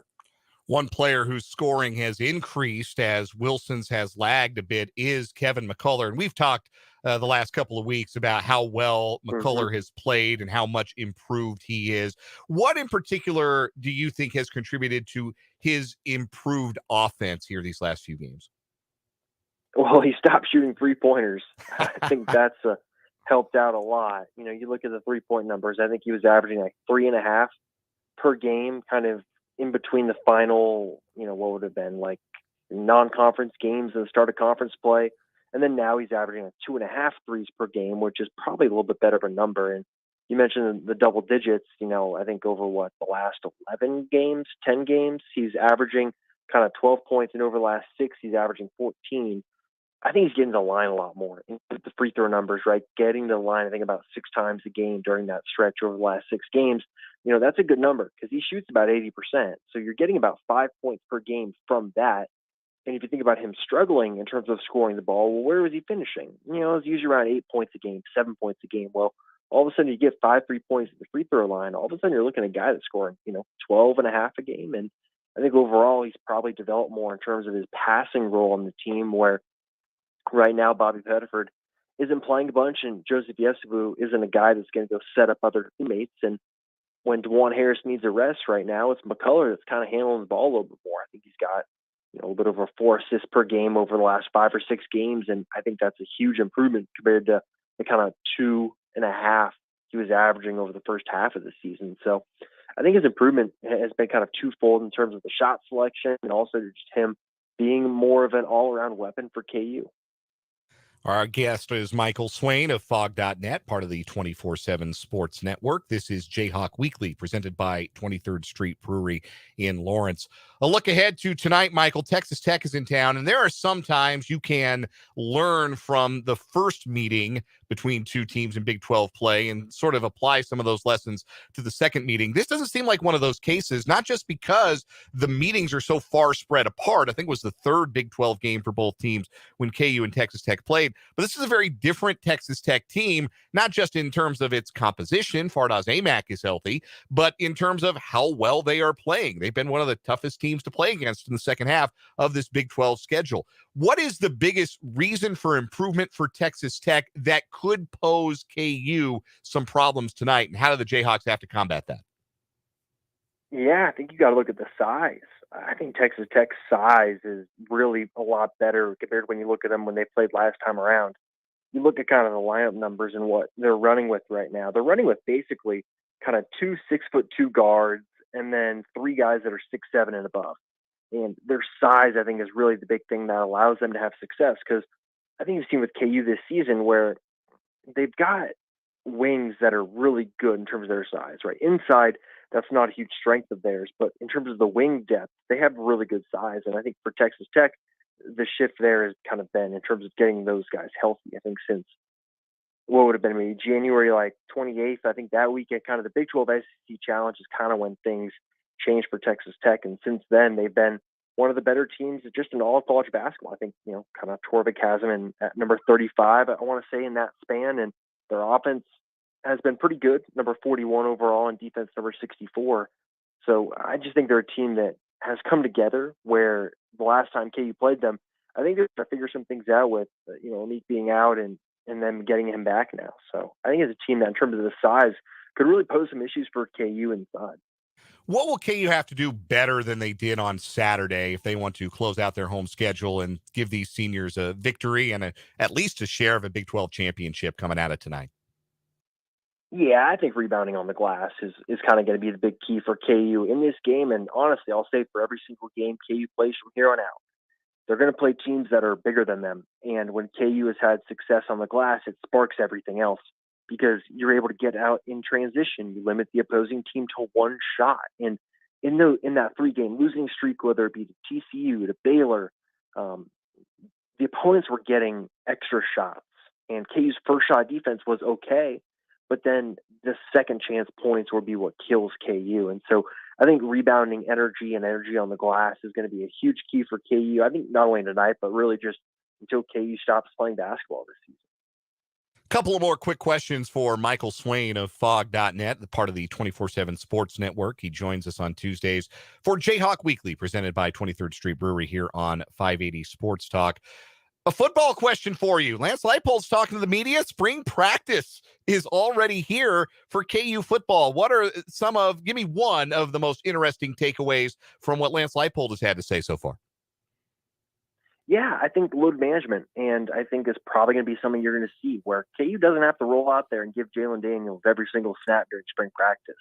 You know, Daniels, I'm going to pivot here a little bit, but Daniels said today that he's kind of on a pitch count to some degree where they don't want him going backwards. He's at 100% right now, but they don't want him having a setback where then he's got to miss time, during the summer program or have to be something that maybe lingers. So KU's going to be pretty smart about this. They're going to get those guys some snaps early during camp or spring practice, whatever you want to call it.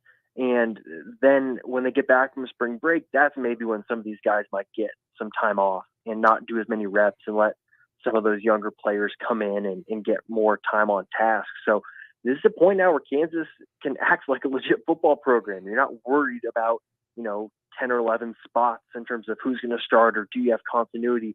KU returns so much now where they can really focus on making sure the starters have confidence leaving spring ball, but they can also develop some of that depth in the youth in the program where KU's added a lot of freshmen and sophomores lately. So I think he's in a good spot, and it sounds like Lance Leipold's really hoping this is a really big developmental spring for KU.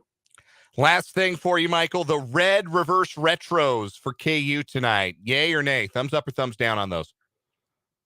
Sure. KU, it's one of the better retro jerseys they do. It's better than the garbage retro ones they wore over the weekend that were black. That's Those a were fact. Ugly. So I'll take the red ones, and plus it's fun because I know, traditionally Bill Self has been anti-red, kind of a superstition that he had, and I think Devontae Graham got him to break that. So I think it's fun. It's better than some of the ugly retros KU's trotted out there.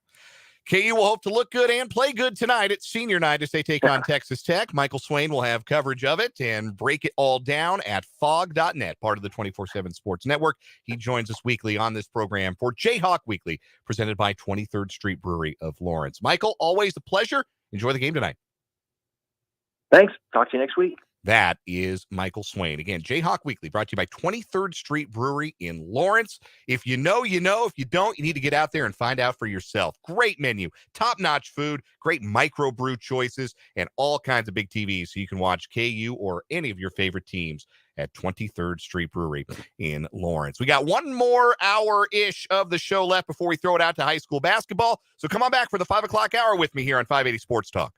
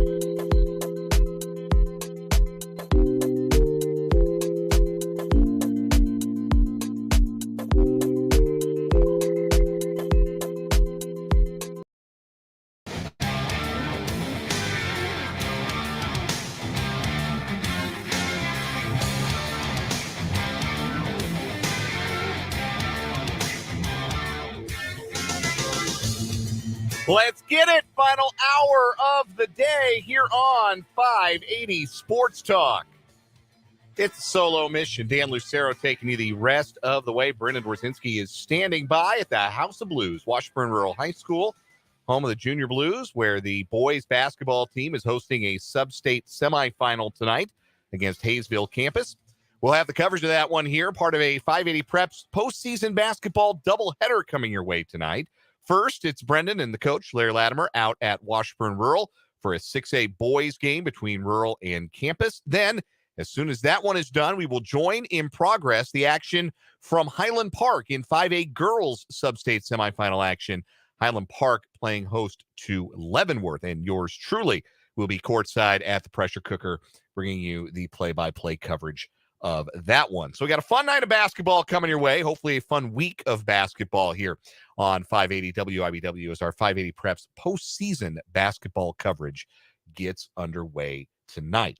We're going to send it Brendan and Larry's way at about 5:45 today, which means we'll be a little shorter here in this final hour of 580 Sports Talk. But in the time that we have together, we've still got our Blue Dot of Kansas headlines. We are also going to discuss some of the college basketball action tonight. I'll give you my prediction for KU and Texas Tech tonight. Some other big college basketball games tonight as well, worth keeping an eye on. And a broader thought I had about college basketball as a whole. And if you're a college basketball fan, if you enjoy the sport in the way that I enjoy the sport, in the way that Brendan enjoys the sport, I think you may agree with me. And I guess I've noticed it a little bit less this year, but that may not necessarily be a good thing.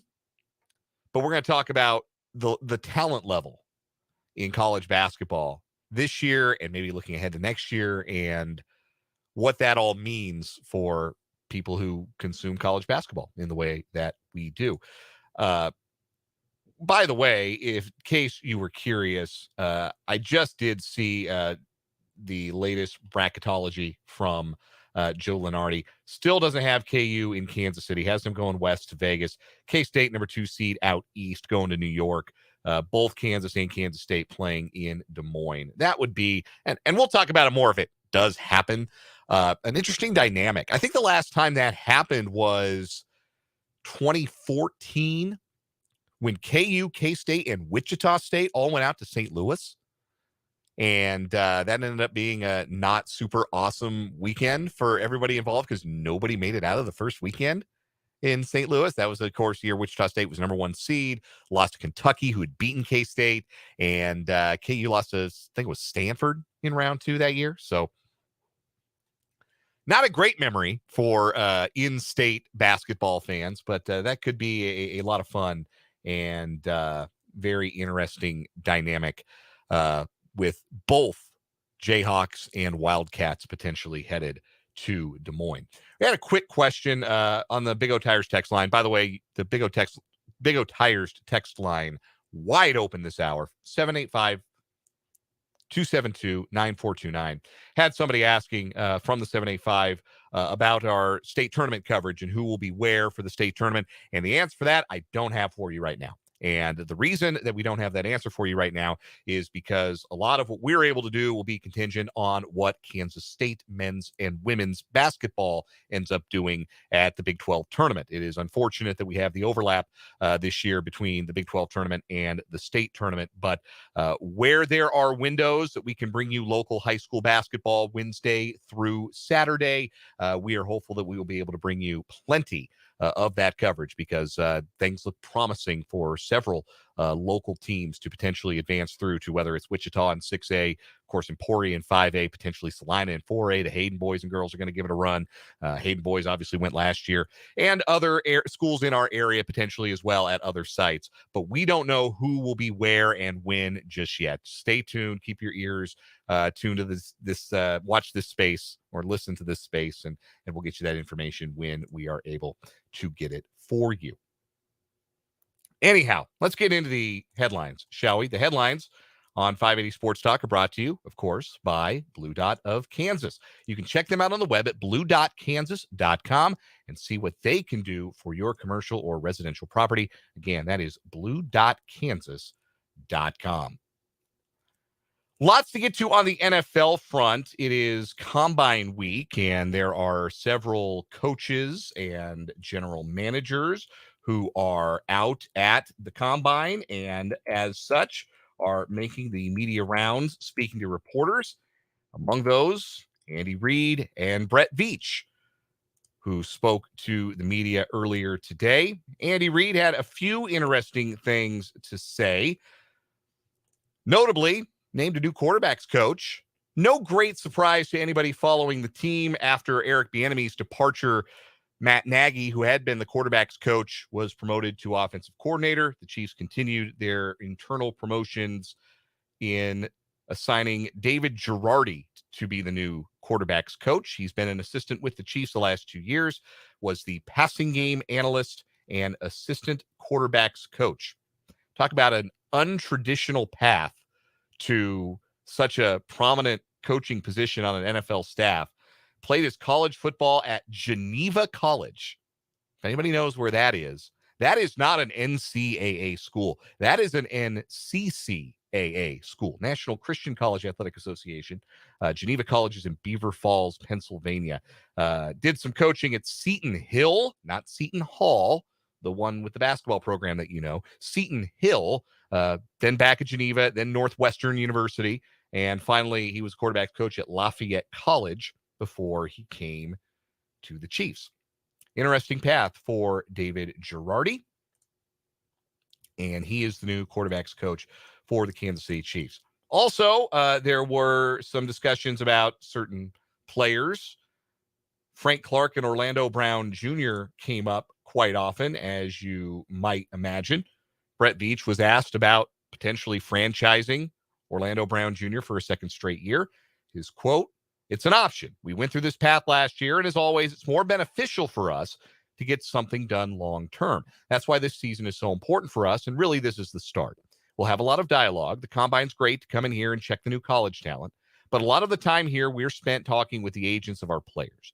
So we start exchanging information. Unlike last year, I think we have at least a runway to work with." That's an important factor this year when you think about how the Chiefs and Orlando Brown Jr. can negotiate. Orlando Brown Jr. didn't have an agent for a large portion of last offseason. And when he did hire an agent, he hired a guy who didn't represent any other NFL players.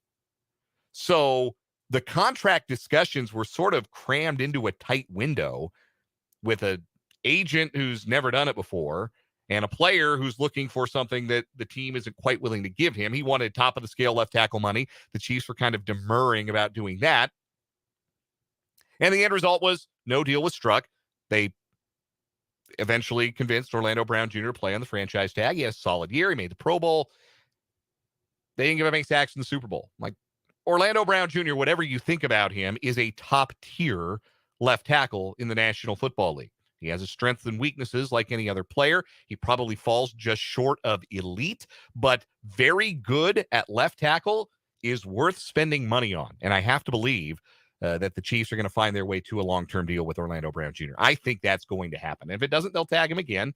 And then it gets interesting because if you tag a player for a second time, almost no chance that that player returns for the next year. So if it gets to the point where they have to tag him again, it looks like he's going to play on that tag a second time, maybe then you start to think about a trade.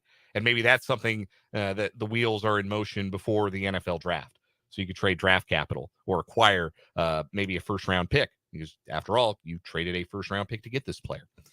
So that's where they stand with Orlando Brown. As it pertains to Frank Clark, both Andy Reid and Brett Veach explained that they would very much like to keep the veteran defensive end around, but he's got a $28 million cap hit next season. The Chiefs can save $21 million of those dollars if they just cut him.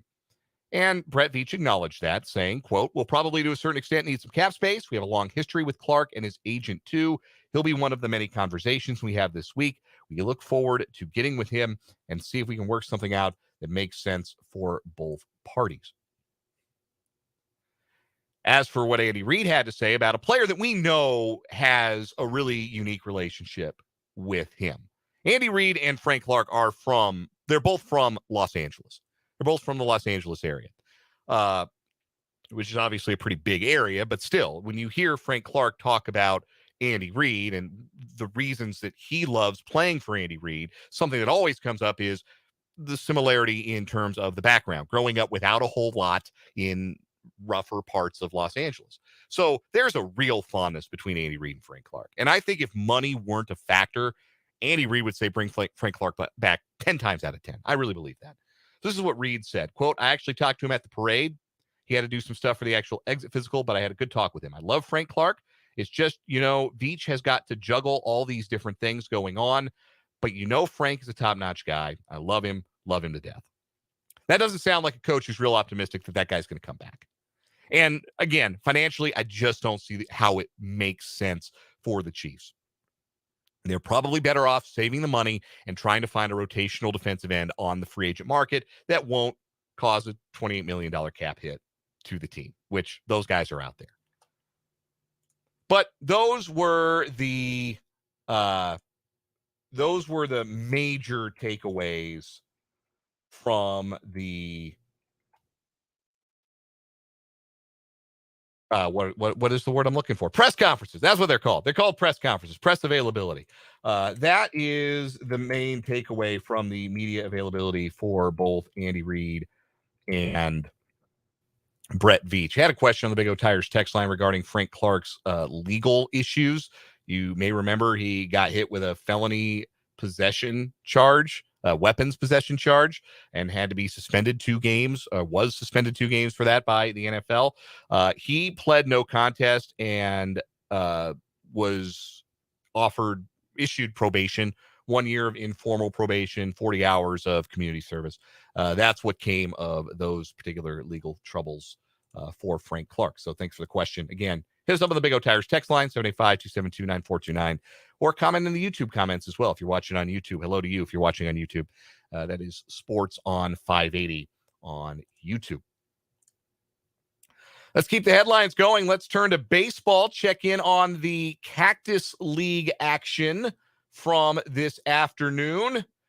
And the Kansas City Royals are back in the win column thanks to a 6-run outburst in the top of the 9th inning that broke a 6-6 tie. The Royals moved to 4-1 in Cactus League play with a 12-6 victory over the Cleveland Guardians. Now, you may think that the fact that it happened in the 9th inning means it's a bunch of guys you've never heard of who did all the heavy lifting offensively in that rally. And yeah, you would be correct, unless you're really up on your backup catchers and you know who Jose Briseño is. That's a former Rockies prospect, so I actually do know who he is. He had the tie-breaking 2-run hit that really opened the floodgates up against a couple of guys who are not going to make the Guardians pitching staff in the 9th inning. As for the guys you have heard of, some highlights: Bobby Witt Jr., 1 for 3 with a run batted in and a run scored. Kyle Isbell was 1 for 1 and walked twice. Salvador Perez had a hit in his 2 trips. Vinny Pasquantino drove in a pair of runs with a hit in 3 trips to the plate. Nick Pratto got the start at first base. He was 0 for 3 with a pair of strikeouts. Edward Olivares, 1 for 1 with a walk and a run scored. Nate Eaton, 1 for 2 with a run scored.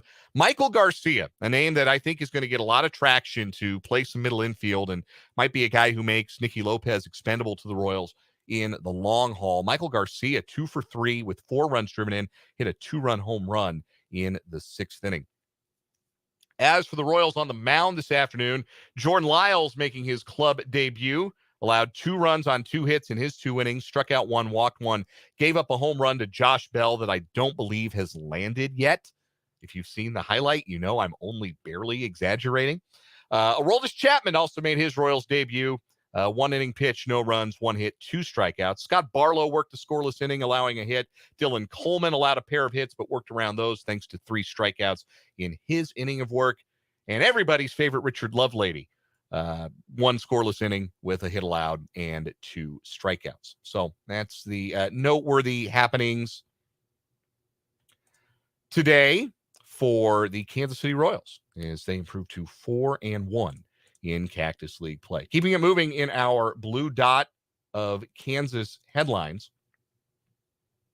I mentioned there was lots of news made today out at the NFL Combine. We talked about what Andy Reid and Brett Veach had to say. Some other things happening today across the National Football League. The Philadelphia Eagles have their new defensive coordinator. It's Sean Desai, previously a member of the Seattle Seahawks coaching staff. He was the associate head coach and defensive assistant for the Seahawks last year. Previously had been the defensive coordinator under Matt Nagy in Chicago in 2021. Eagles also promoted quarterbacks coach Brian Johnson to offensive coordinator. So the Super Bowl runners-up, NFC champions, have filled both of the major vacancies on their coaching staff as they lost both of their coordinators to head coaching jobs. Elsewhere, Tampa Bay Buccaneers are going to cut running back Leonard Fournette. That move will happen before the start of the new league year on March 15th.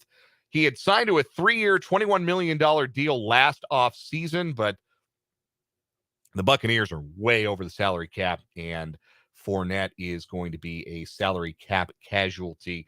He had a tough year, 668 yards on 189 carries, around 3 yards a carry. Did have 523 receiving yards, scored 6 total touchdowns. I'll be fascinated to see what his market looks like. I mean, 28-year-old running back, obviously had some great playoff performances 2 years ago when the Buccaneers won the Super Bowl. There's no such thing as a clutch running back, but it kind of feels like Leonard Fournette has that reputation. I mean, one of his nicknames is Playoff Lenny or Lombardi Lenny. I had never heard that before I literally read this article from Jenna Lane at ESPN. But it will be interesting to see what happens with him because he's, kind of a dying breed as a running back, a between the tackles guy. He was never really thought of as a great pass catcher, but caught a lot of passes this year because the Buccaneers' passing attack was so limited and their offensive line was so bad. Surely he's not done, and I don't think we've seen the last of Leonard Fournette by any means, but be interested to see where he ends up. Also, the Cincinnati Bengals team executive Duke Tobin spoke to the media at the NFL Scouting Combine today and had some very strong words for people who think his team is going to trade T. Higgins. Quote, "If they want a receiver, go find your own. In my opinion, T. Higgins is a good piece for the Cincinnati Bengals. The trade stuff is a little ridiculous right now." Tobin would go on to say that they're not rushing into a Joe Burrow extension, but come on, man. You got to do that. You got to do that now. It's only going to get more expensive. The market's only going to go up for quarterbacks. You do it now or you do it later, but you're doing it. You're paying Joe Burrow. You may as well do it as soon as you can possibly do it. But it is going to be a fascinating couple of off seasons for the Bengals. If they want to keep T. Higgins long-term, I would imagine they would also like to keep Jamar Chase long-term. And of course, there's the matter of keeping their franchise quarterback long-term. If they signed all three of those guys, I mean, you could do it. No rule saying you can't do it, but then you've got a big chunk of your salary cap devoted to 3 guys, skill guys. And great players, but can you build a winning roster around that much of your cap going to 2 wide receivers and a quarterback? That's where we talked about coming out of the AFC Championship game, really going into the AFC Championship game as well. We talked about on the show, the Bengals have been on easy mode for the last couple of weeks and or last couple of seasons because they haven't had to pay the quarterback yet. It's if you do a franchise mode on Madden, right? You can do it on easy mode where you can ignore the salary cap, or you play it on hard mode. And the Bengals are going to have to start playing on hard mode here in the next couple of years. And so far, at least the early posturing from the Bengals front office is we're not trading any of our guys. We're not going to do the thing, that's the old Bill Belichick cliche, trade a guy a year early rather than a year late. We're not going to do that. So interesting to hear that from Duke Tobin, the team executive. He's not listed as like a general manager or anything like that. He's just an executive of the Bengals. They have got a big offseason coming up, as does every team in the AFC trying to catch the Super Bowl champions. That's a wrap for our 580 Sports headlines. Once again, they are brought to you by Blue Dot of Kansas. Check them out online at blue.kansas.com. Still to come on this final, we got about 20 minutes left here on 580 Sports Talk. We'll have some quick local sports thoughts on the final word. But when we come back, KU Texas Tech tonight, the Jayhawks wrap up a share of the Big 12 championship and a broader thought about where college basketball stands entering the NCAA tournament, where it might stand next year as well. That's all coming up here on 580 Sports Talk. Rural living has endless perks, and with Mercury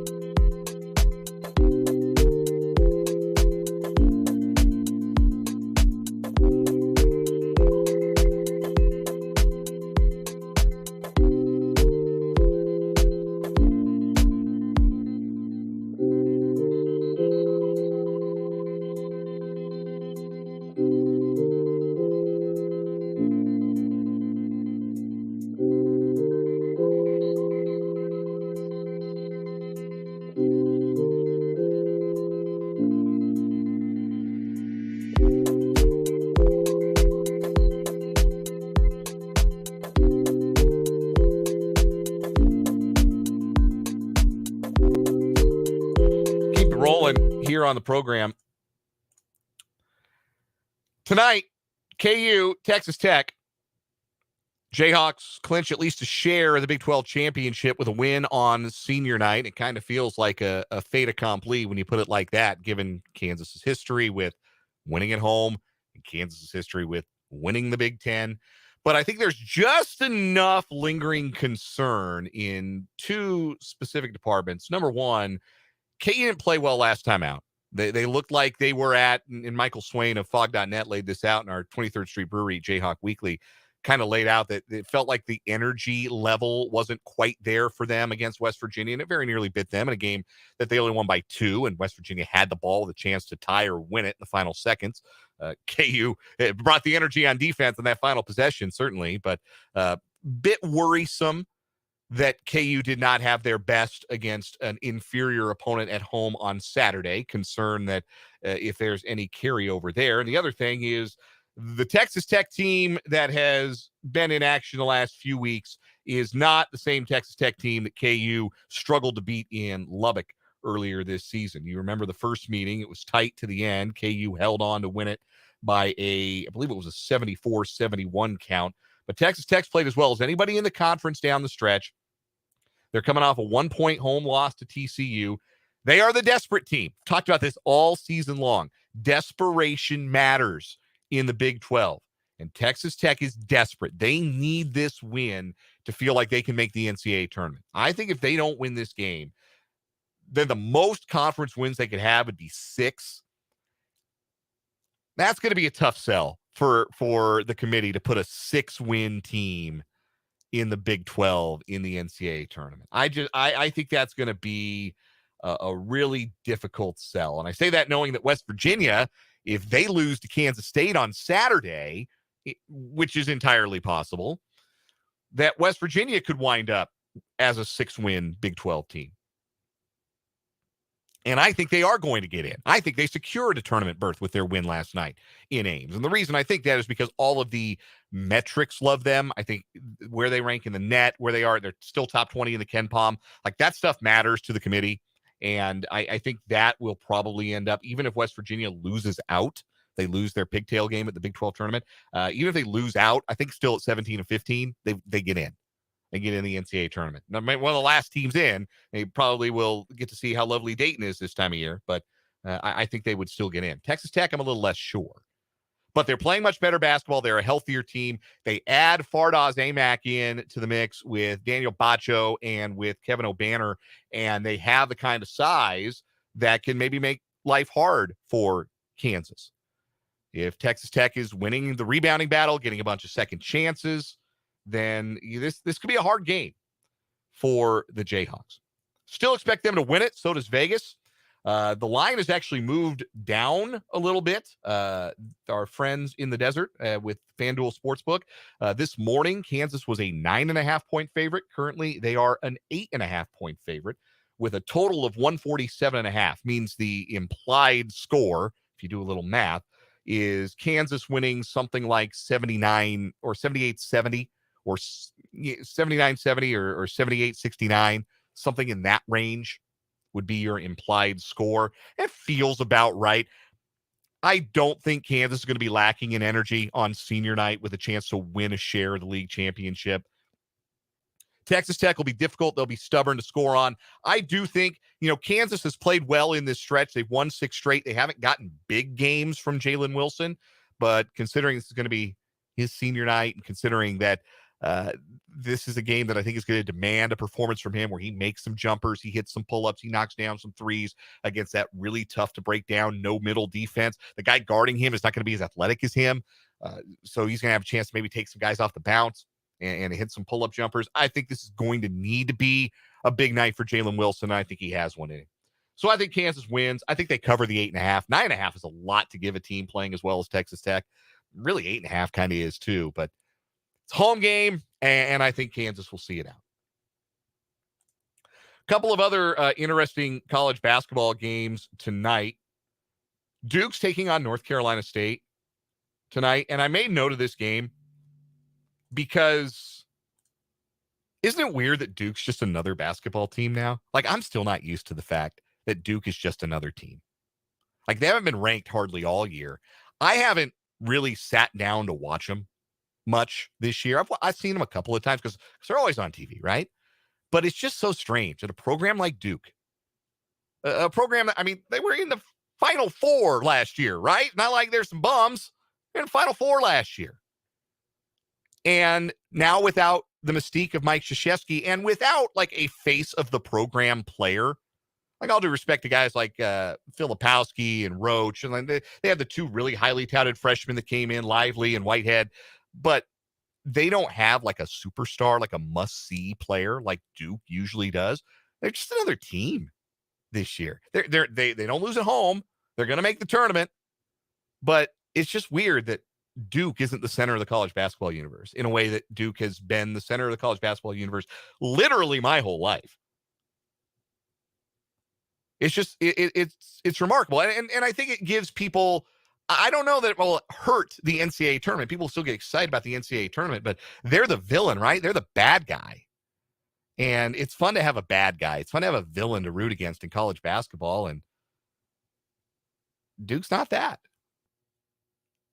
I mean, it's a broader problem with college basketball this year that there isn't a must-see player. Like, if you think about it, like, if you're a college basketball junkie, you think Zach Edey is that guy, certainly. But the best amateur players going into the 2023 draft, like the must-see amateur talent, the guys who are going to be generational NBA players, one's playing in France, the other playing in the G League.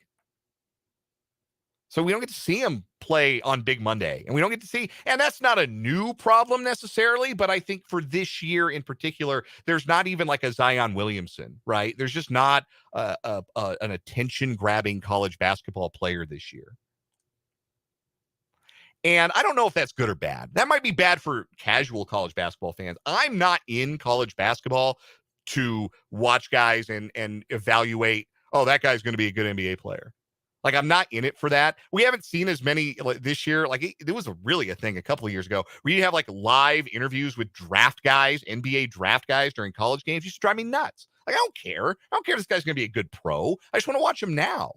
I still feel that way, but there are a lot fewer guys that I can confidently say, like in the Big 12 this year, which of the Big 12's best players are going to be good pros?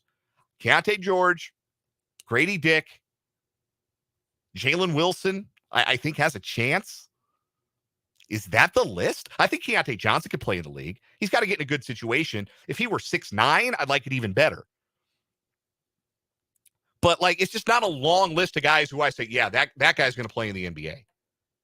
And is that bad for college basketball? Maybe on a broad scale. Maybe the ratings for this NCAA tournament won't be very good because you don't have that guy. I don't know. But, I mean, if you're a college basketball junkie, this season has delivered. It's been unpredictable. It's been fascinating. Houston's been number one multiple times. Alabama is good.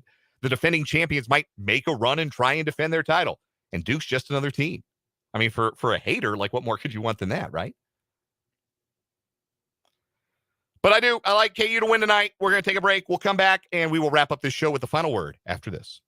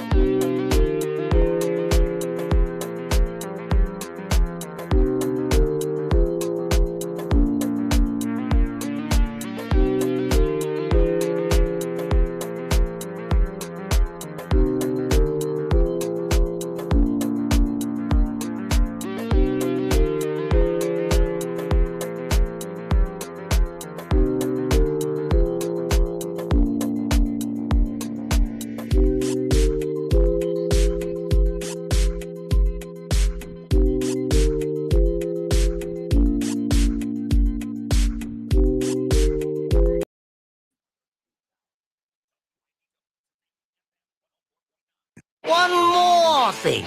In conclusion, you better wrap it up. Wrap it up and walking off this edition of 580 Sports Talk, getting out of the way for 580 Prep's postseason basketball coverage tonight on our airwaves.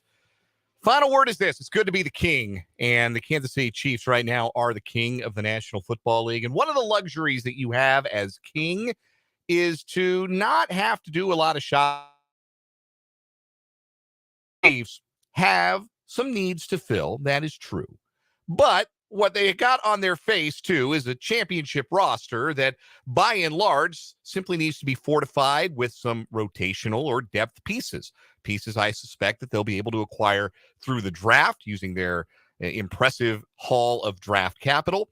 And I also think that they'll do a fine job maintaining some of their players who did help them win this year's Super Bowl. I think Orlando Brown Jr. is going to come back. I think they're going to do what they can to keep Juju Smith-Schuster unless he gets overpriced in the market. Same with Andrew Wiley. But the Chiefs are not a team where you have to look at the top 101 free agent list on NFL.com and think, gosh, we need that guy and that guy and that guy. We're this guy and that guy and this guy away from being a contender. Now, that's not where the Chiefs are. They're at the top of the mountain. When you're at the top of the mountain, you don't come down from the mountain to go diving in the free agent flea market. That's going to wrap up today's 580 Sports Talk. We throw it out to Brendan and the coach, Larry Latimer, for 6A boys sub-state action between Washburn Rural and Hayesville campus. That will be followed by 5A girls sub-state play between Highland Park and Leavenworth, joined in progress with yours truly on the call. Enjoy the games tonight. For Brendan, I'm Dan. This has been 580 Sports Talk. Have a great one, everybody. At Calhoun's Jewelers, we believe every piece has a story, from engagement rings to